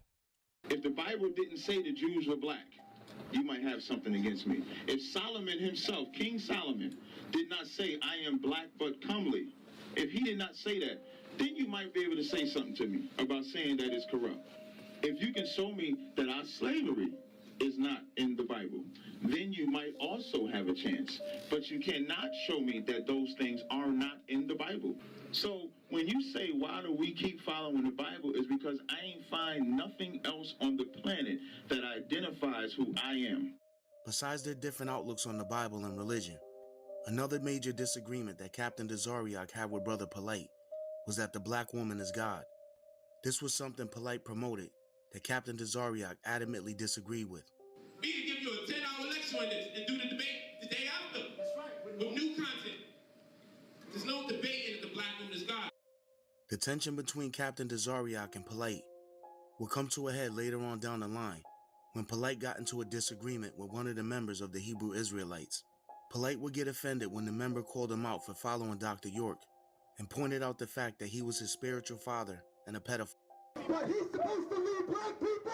A man who gets this emotional when it is a proven fact that his father is a molester. He's doing all that. You don't know that? He's been molested since what, the 70s, 80s? Since the 60s? My father's a molester. Lord have mercy. That's what you gotta understand now. That's what you gotta understand. Say it again. Let me tell you something, bro. So you telling me he's not? You telling me he didn't get convicted? And now you initially want to get caught? He never even met the guy. And now he's a molester. Your spiritual daddy is a child molester. He raped that little boy. Because men like you and men in the conscious community, the only thing that they can do is destroy our people. You got no answers. You got no solutions. You are not a leader for no people. It's that you're a white man trying to cause confusion. That's what you got it, Chris. You're a white man that's going to make black men fight each other. There you go. Let me tell you how much of You're a a bitch white man that's going to cause black people to fight each other. Let me tell you how much of a bitch Polite is. What the brother said was correct. His spiritual father, who he called, who's a fucking child molester.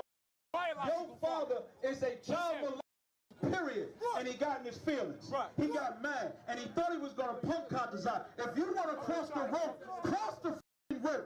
That's what you do. Don't sit here and talk shit like what's going to pop out, what's going to do this. If you're going to cross the line, cross the line.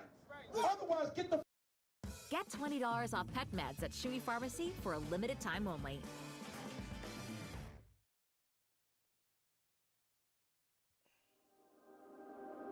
Art is something that... out of here. That's what you do. Besides his issues with the Hebrew Israelites, whispers began circling around the conscious community about Polite scamming people. Some of his followers began speaking out. I got a settlement from a car accident. I got $22,000 from a settlement in a car accident, and I spent $5 of that $22,000 with Brother Polite and didn't get a single dime back. That's my dumb ass. That was my dumb ass fault. Just because you black don't mean you my people. I'm gonna get that out the way. And because like all black, because the people that Brother Polite is taking advantage of is people that are ignorant. I was ignorant. I agree.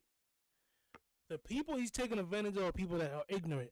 They are ignorant. They don't know what they are ignorant. They talking about stuff that is like, what the freak.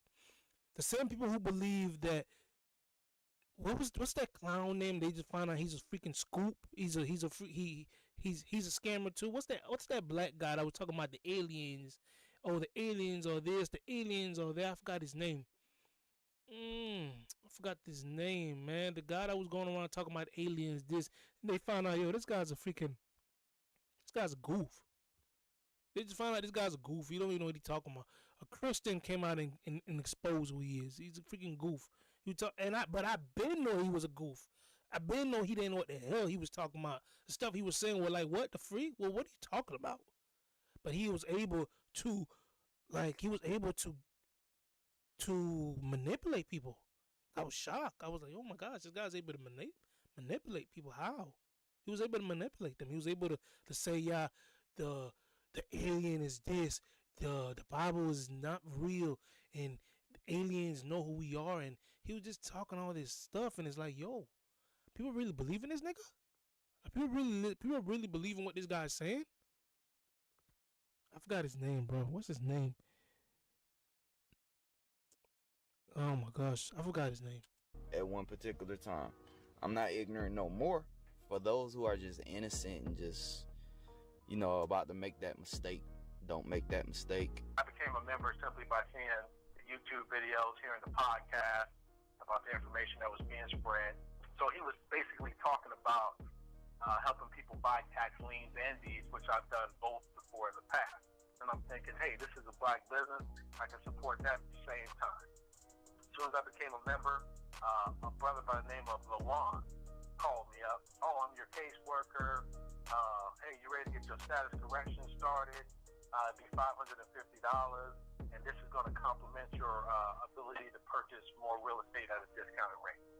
Cool, no problem. Send it over. After my $550 was in his hands, oh, you need to fill out this, you need to fill out that, and hey, if you ever need me, you can contact me. Along the way, I did need him. I did need to contact him. And text messages came back, oh, I'm busy, excuse after excuse after excuse. I paid $550 for a status correction that never happened. I paid $750 to attend the auction. Outside of that, I purchased a couple of books, got some books never came. Long story short, I also paid for credit repair, $450. This is over this nigga paid over $900 some, bro, to this guy. 5-month time frame on after I pay, why I'm not getting any type of documentation, any type of response, any type of anything related to the $450 that I paid in reference to a credit repair. And it's just excuse after excuse after excuse. But I also understand that some people are going to doubt what I'm saying, what others have said, and I'll simply just ask this. Well, if you're doubting what I say, why don't you pay for your status correction and let's see what happens? Why don't you go buy a property and let's see what happens? When you watch Polite's video, there's good information there. The problem is when it's time to do something with him that involves anything with money, getting into his program or whatever, it's always a hesitation, like, should I be doing this? There's too many unanswered questions. Nobody should be sending money because of all the unanswered questions, all the fucking accusations, all the people that said they didn't receive their shit, all the people that saying that they got robbed of money. And it's a lot of accusations by credible people. I think he needs to come out and deal with that shit. Look, this is what happened. People didn't receive their, all right, if you did something, I made a mistake. I made a mistake in how I was running my business. I apologize. That alone will do something. I don't feel sorry for none of y'all that get got by the conscious community. I don't feel sorry the same way I don't feel sorry for all of these people that's donating to these doggone pastors. and turning around, and these pastors is living in mansions while you going back to the hood. And they not giving nothing back to the community. That's your fault. That's your fault. Y'all scamming yourselves. These people ain't scamming you. You scamming yourself. I agree. Half y'all dudes giving all this money to Polite, or y'all sisters giving all this money to Polite. I could guarantee you one half of your family members can't even come borrow $10 from you. But you gonna give a total stranger $10,000? Good for you. Remember, I said it. Good for you. I don't feel sorry for you. I don't feel sorry for you. I don't feel sorry for nobody stupid enough to put their trust in Polite dumbass. Polite will ultimately move his family to Florida, into a beautiful house in which he claimed was mortgage-free, and that he only paid $4,000 for it. I think Brother Polite is broke. He's using other people's names to buy all these hotels and all these cars. He's doing everything off everybody else's name. Basically, we prayed for this and we got it. We're very happy. We're very grateful. We're not doing this to boast. We're doing this to show you that you too can have this. Don't give him your money. And be careful for all these reviews. Where are these females at, bro? What happened to them? Like, what happened to these females? How these scammers get us with these reviews is, oh man, this is the best class ever. You put the information in task and it's worked out for you? Yeah, it's worked out. It's made some bread, you know what I mean? And just basically everything that you taught in your book about how to structure your family. All right, my name is Leon, the cook. This is the property I bought at this last auction out in Adams County. Probably is lying. Adobe Acrobat, your team's home base, collaborate within a shared PDF space. Talk up the teamwork. They think this design to be a contender. AI helps them finish the rest. Do that with Acrobat. All right, this week, raspberries, Greek yogurt, light strength cheese, broccoli. I gotta get away from this. Now you know what it is to live a day in my life. All this property going all the way back for $50.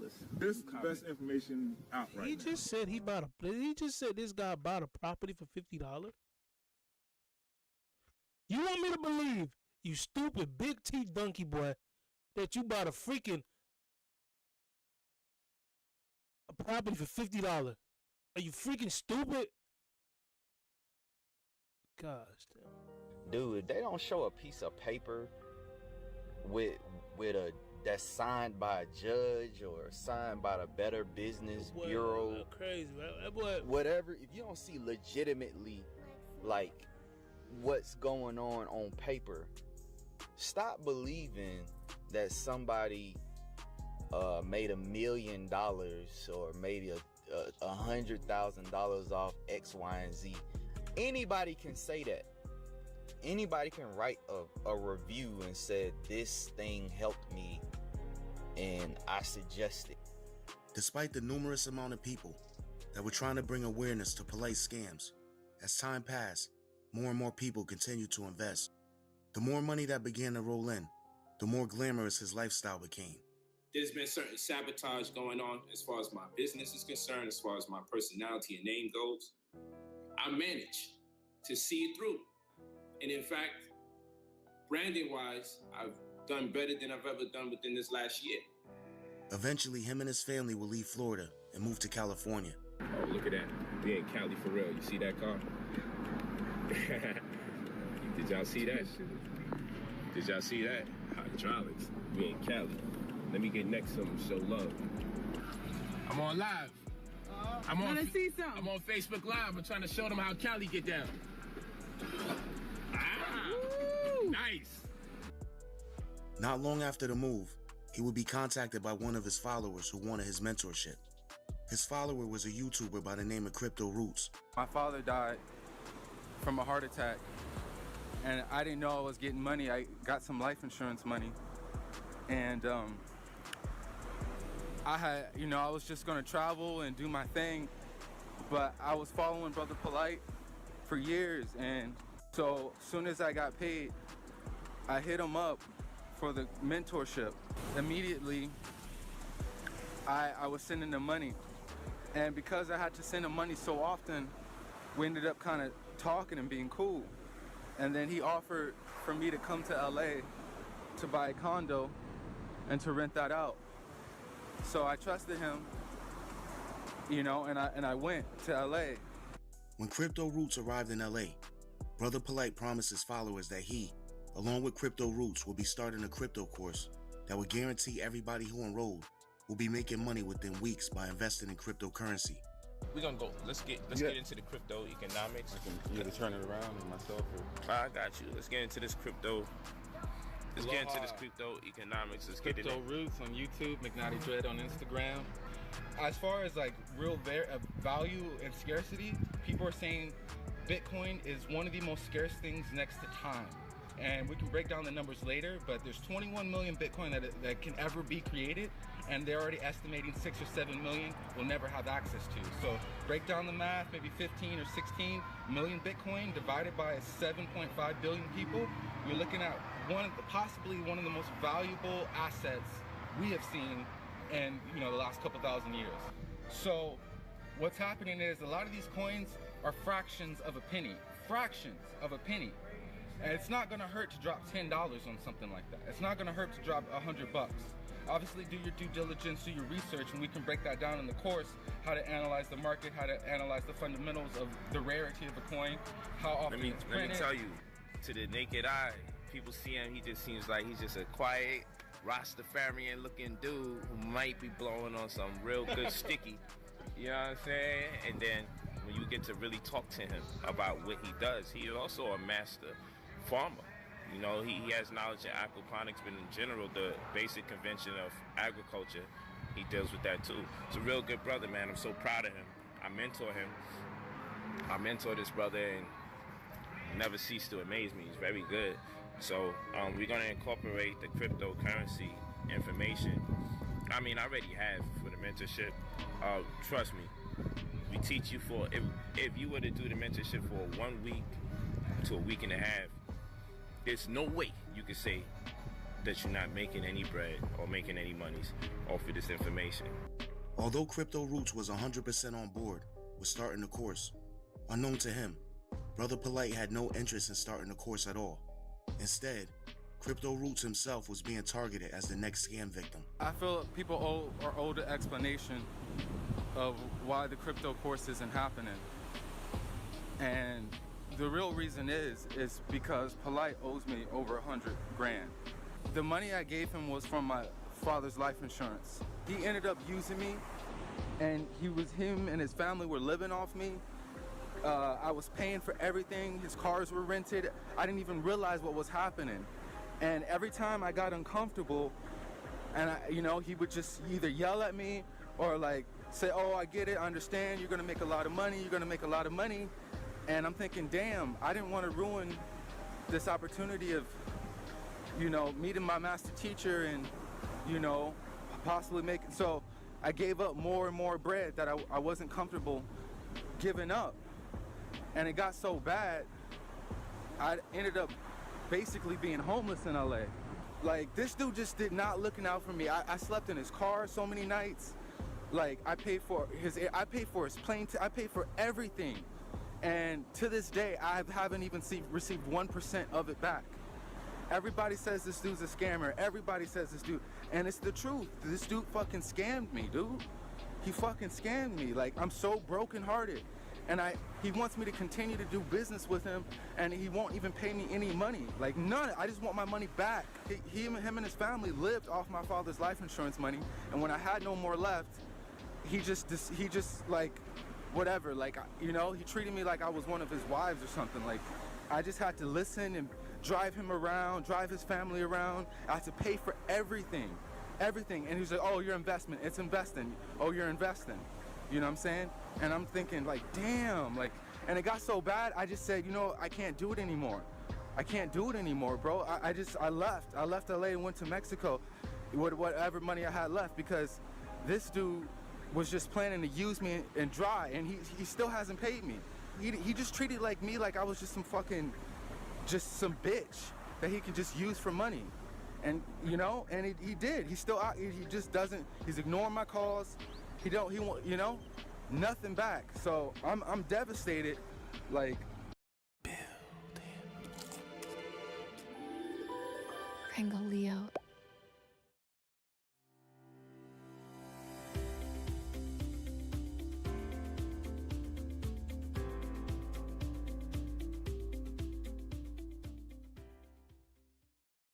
I don't even want to go tell you what's, you know what I'm saying, going on in my head.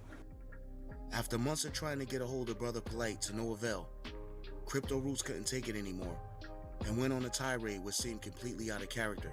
Yo, direct message to Polite. Yo, what up, bitch ass nigga? What's up, bitch little boy? Mother. Finally, somebody with credibility, somebody with higher. You put me on your platform, bitch. You put me. You decided to scam me. You manifested me, mother. I manifested you and you manifested me. You built me. Bro, you're going down. It's wartime. It's war. It's war.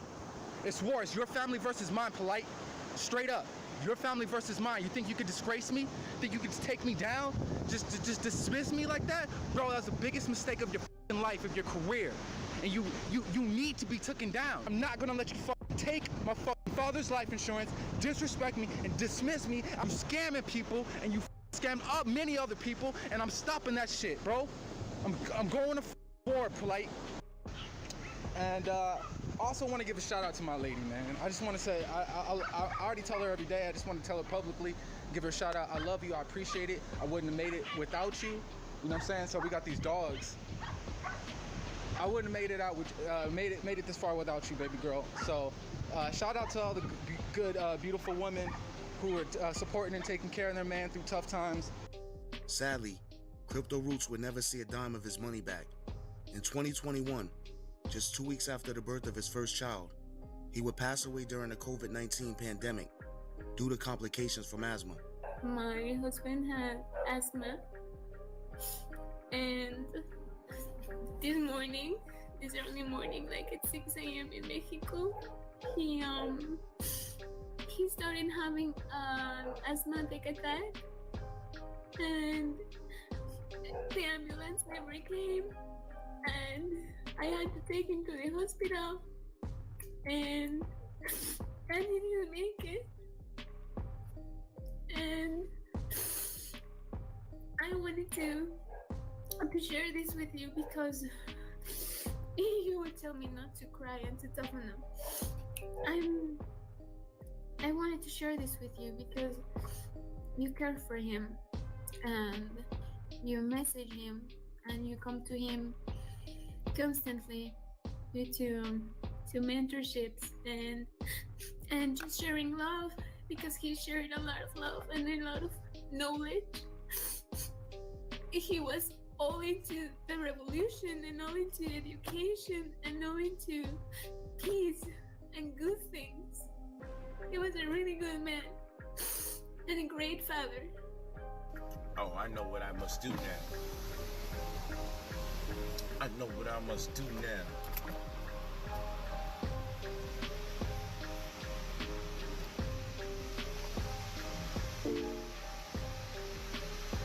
In order to become successful, you gotta have no ceiling. Sky ain't the limit. Space is.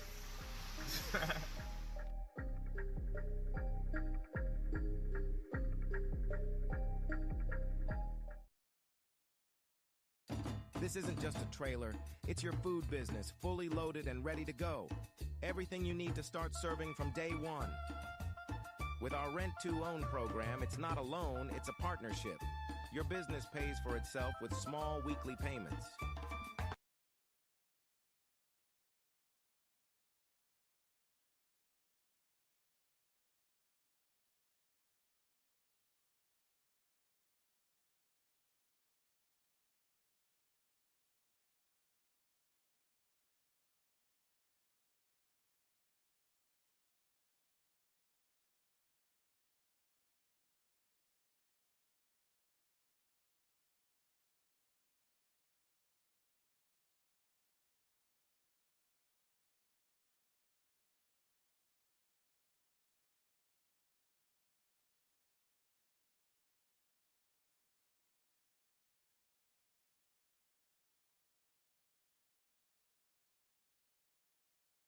My husband had asthma, and this morning, this early morning, like at 6 a.m. in Mexico, he started having an asthmatic attack, and the ambulance never came, and I had to take him to the hospital, and he didn't make it. And I wanted to share this with you because you would tell me not to cry and to toughen up. I wanted to share this with you because you care for him, and you message him, and you come to him constantly due to mentorships and just sharing love, because he shared a lot of love and a lot of knowledge.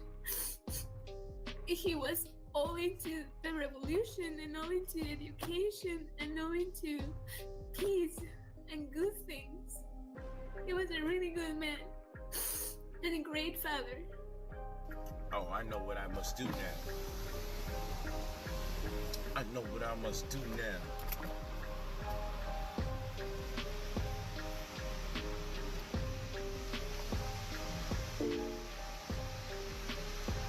In order to become successful, you gotta have no ceiling. Sky ain't the limit. Space is.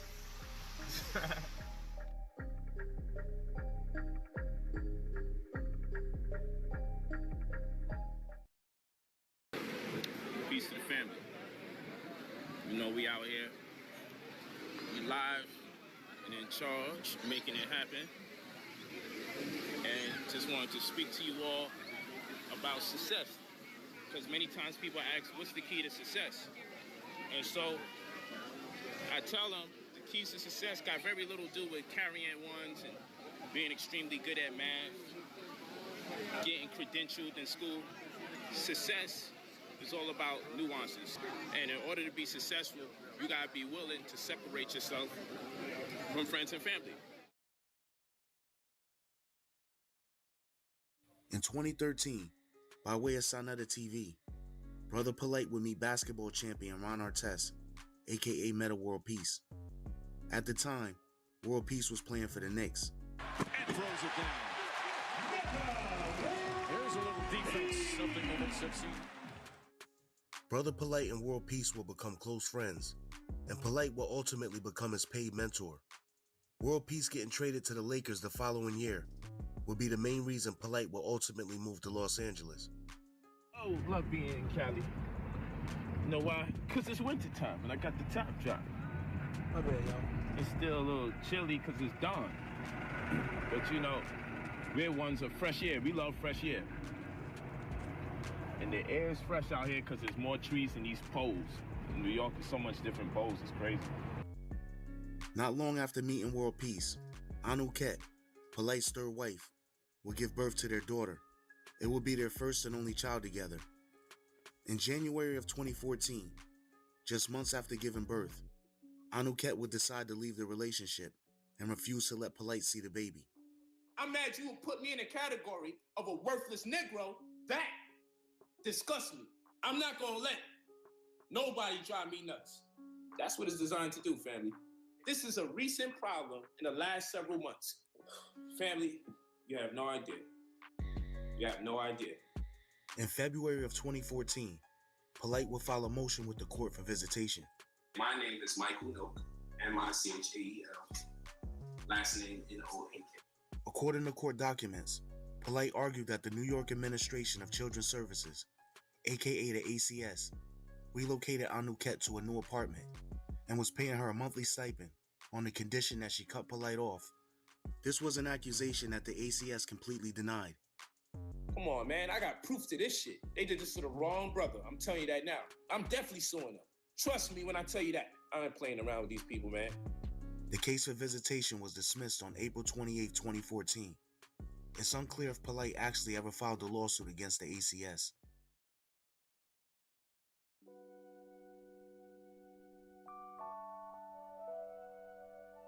After serving 3.5 years in New York State Department of Corrections, 22-year-old Marshall Daniels had just been released after a conviction for illegal gun possession. Marshall, who would later be known as Young Pharaoh, would start a YouTube channel shortly after his release. He would quickly establish himself as a rising star within the conscious community. He would later state that even before he went to prison, he was always into reading books and acquiring more knowledge. I was the weird dude. Like, I would be hustling and be reading a book. You know what I'm saying? Like, I would have my pistol, my bundle in the cut, and I would be reading the book. And the car would pull up, and I would bookmark, and come right back and be reading the book. So, I've been about the intelligence. I just was trapped in a circumstance where I couldn't express it. You know what I'm saying? In 2016, in the early stages of gaining his following, Young Pharaoh urged his followers to embark on becoming sovereign citizens by way of New Covenant. Pharaoh, along with a lot of his followers, paid for status correction, but none of them received anything after sending their money. No disrespect to the Moors, he hit me with the same, they be talking about that Moor science, sovereignty, it's secure party creditor. You on parole, I could get you off parole, the government don't have no all that good talking jigaboo. But at the time, I was gullible enough to believe it. And I gave that the $550, and then it ghosted me. Status correction is a scam. And anyone coming out their mouth saying status correction is a scammer, okay? So he went through years of scamming people, people busting, putting out information, and people giving him breaks and passes. I left New Covenant because I didn't want to take part in what I saw as fraud. Period. There is no such thing as sovereignty paperwork. A lot of people are wasting money. A lot of people are getting hurt. A lot of people are thinking they're in organizations that have their back, and they have this paperwork, and they're taking certain legal stances, and when they go to the courtroom, they find out they by themselves. I know, because I bought this whole thing with the paperwork hook, line, and sinker, and spent my money. So I know from experience that it's bogus. Young Pharaoh was forced to address his followers and explain that he didn't intentionally mean for them to lose their money. Although he explained the situation, he didn't go as far as to call Polite a scammer at the time. I did go through that route, through the New Covenant route, to pay for my status correction. Skipping a long story short, skipping a long drawn out story, it did not, my status is not corrected through New Covenant, and it did not get corrected through New Covenant. So now, for whatever reason, why people maybe, because we all understand what's going through the air. Maybe whether people saying Polite is a scam artist, whether they saying he doesn't have enough staff. I'm not here to chew on that or put that out there. All I will speak upon is what is factually happened, which is I did go that route initially, family, and I did suggest that y'all go that route as well. But that is the end result I ended up getting, which is my status did not get corrected. So if you were somebody who followed me and you went that route, then understand that we got the same exact result. So I did not intentionally mean to walk you into this outcome. Around the same time as Young Pharaoh was scammed out of his money from Brother Polite, another man from upstate New York, 22-year-old Zachariah Latney, was sent to prison after following real estate courses from Brother Polite. At the time, Polite was selling courses on how to use an obscure law from the 1800s called adverse possession. He claimed that simply by taking over an abandoned property and fixing it up, you could claim ownership without buying it from the rightful owner. That's stealing, dumbass. Stealing, you dumbass. It's so easy to become a podcaster with Riverside. First, go to Riverside and open an account. Why should people go around looking to buy very expensive properties when there's that much more properties out here not being used, not being upkept? So my dumbass should go ahead and just jump on it and be a squatter? That we can conduct an adverse possession and bring it back up to date. So good faith standard is what we want to deal with, a good faith standard. But bad faith standard may not necessarily be bad, because you may know. Do your research when people start talking stupid like this. Do your research, y'all. When people start saying stupid, dumb stuff like this, oh, you can just go out there and just buy it, or you can just go out there and just get it. Do your research. Who the property owners are of a factory of some sort, and they just neglect it completely. They don't use it. They have no interest in it, and you adversely possess the property. They don't want to use it. You go in and you use it. Why should you go around looking for one that's built when there's one already there? The law was constructed in such a way that it's based on interpretation, not based on legitimacy. Although adverse possession is a law that's been on the books for hundreds of years, it's not as simple as Brother Polite made it sound. Adverse possession. Commonly cited, often misused, and often misunderstood. By who? Sovereign citizens. Sovereign citizens often read about this doctrine and the light in their head goes bling. Adverse possession is not for use by sovereign citizens who disrespect, misinterpret, and deliberately confuse the law.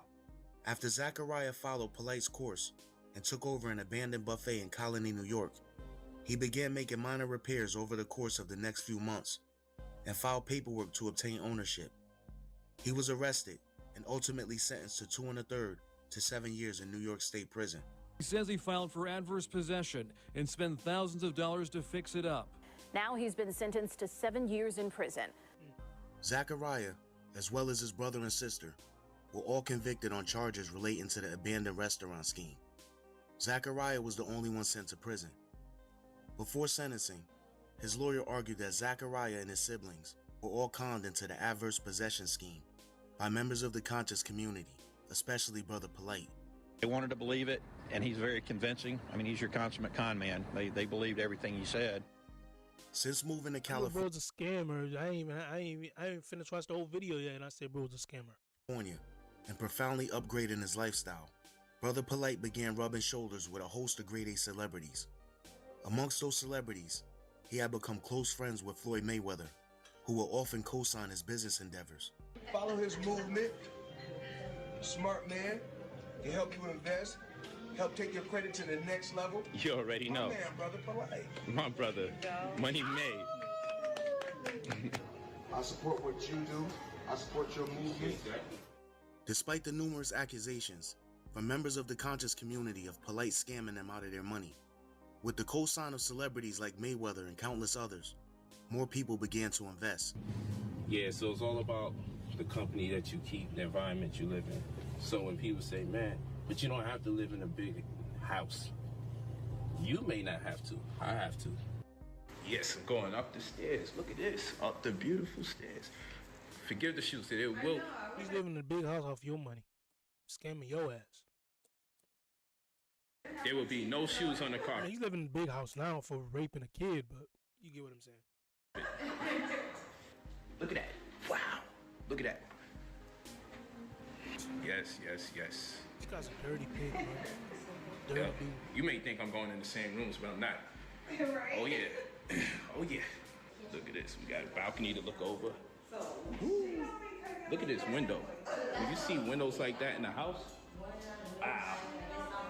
You know you're getting it, right? 4 bedrooms, 3 bathrooms. It's not bad. It's not bad for a polygynous family. Not long after moving to LA, 2 more wives would join the relationship with him, Aminette, and Raed. One was named Victoria. She had relationship with him, Aminette. That's a little old hit.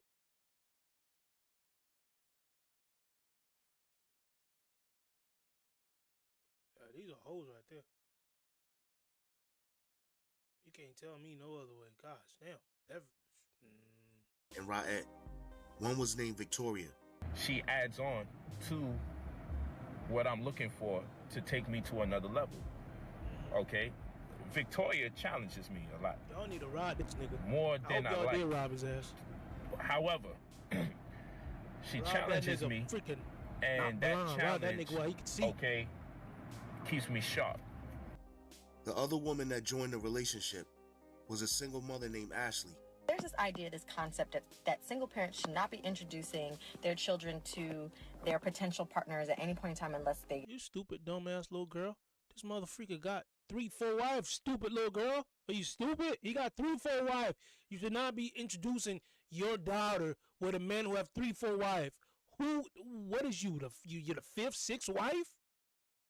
You're introducing your kid to a man who got 6 wife, 4 wife, 5 wife, whatever. How's that? Like, bro, gosh damn it.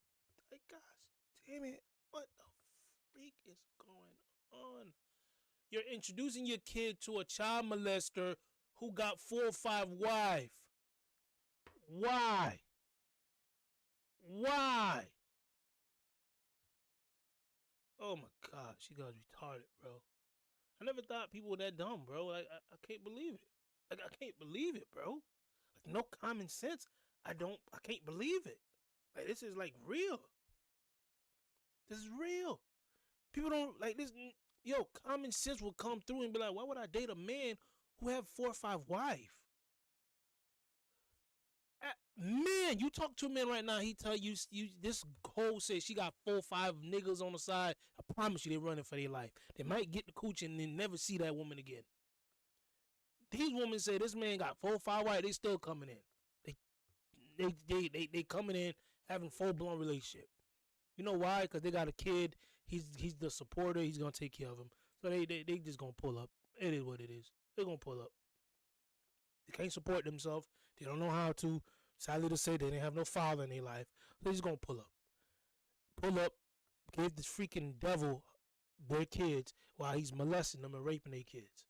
And they going off to a freaking Gucci store to buy a new Gucci bag. Yeah.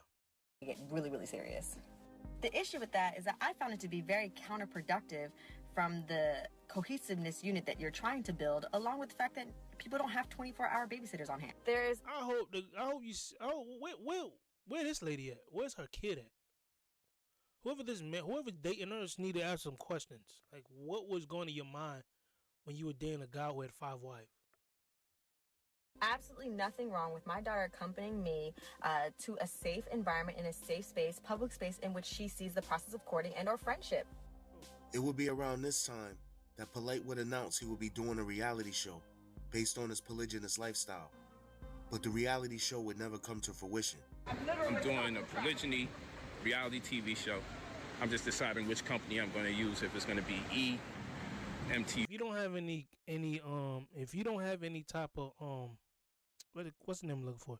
If you don't have any type of dignity, any type of respect for yourself, if you don't have any type of respect for yourself, morals, that's the real word I'm looking for. If you don't have any type of morals, principle, you kind of would agree with this lifestyle. But if you stand on principle and morals, you look at this, you're like, this is wrong. You look at this, you'll be like, this is wrong. Why would I want to follow a guy like this? TV, and then there's the producer of the rap. See, my principle, my morals come from the word of God, come from the Bible. So I already know this is wrong. And you might say, well, there were Solomon, David, and them all. They had 4, 5, 6 wives. Yeah, but God was never pleased with that. He was never pleased with that. He never told them to have 4 or 5 wives. He never told them that. He never told them to have 4 or 5 wives. But he never brought that up to them. It was probably never a sin until the New Testament. Because I'm pretty sure John didn't have 4 or 5 wives. I'm pretty sure Peter didn't have 4 or 5 wives. I'm pretty sure now those other people had 4 or 5 wives. Yeah, in the Old Testament, David, Solomon, and all of them probably did have 4 or 5 wives. God never said he was cool with it. When God gave Adam, he gave Adam 1 wife. But whatever, man.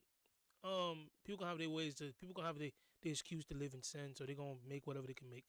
But yeah, man, yeah. Game with Jermaine Dupri and Bow Wow on. I'm deciding if I'm gonna let them do the reality TV show on me. The more lavish Brother Polite's lifestyle became, the more people came forward, saying they had been scammed by him. One of Polite's most fierce defenders at the time was Sonetta. During a live stream, he suggested that the people complaining were working together to take Polite down. Some things are out of reach. I'm on Mars! But a card with access to exceptional benefits isn't one of them.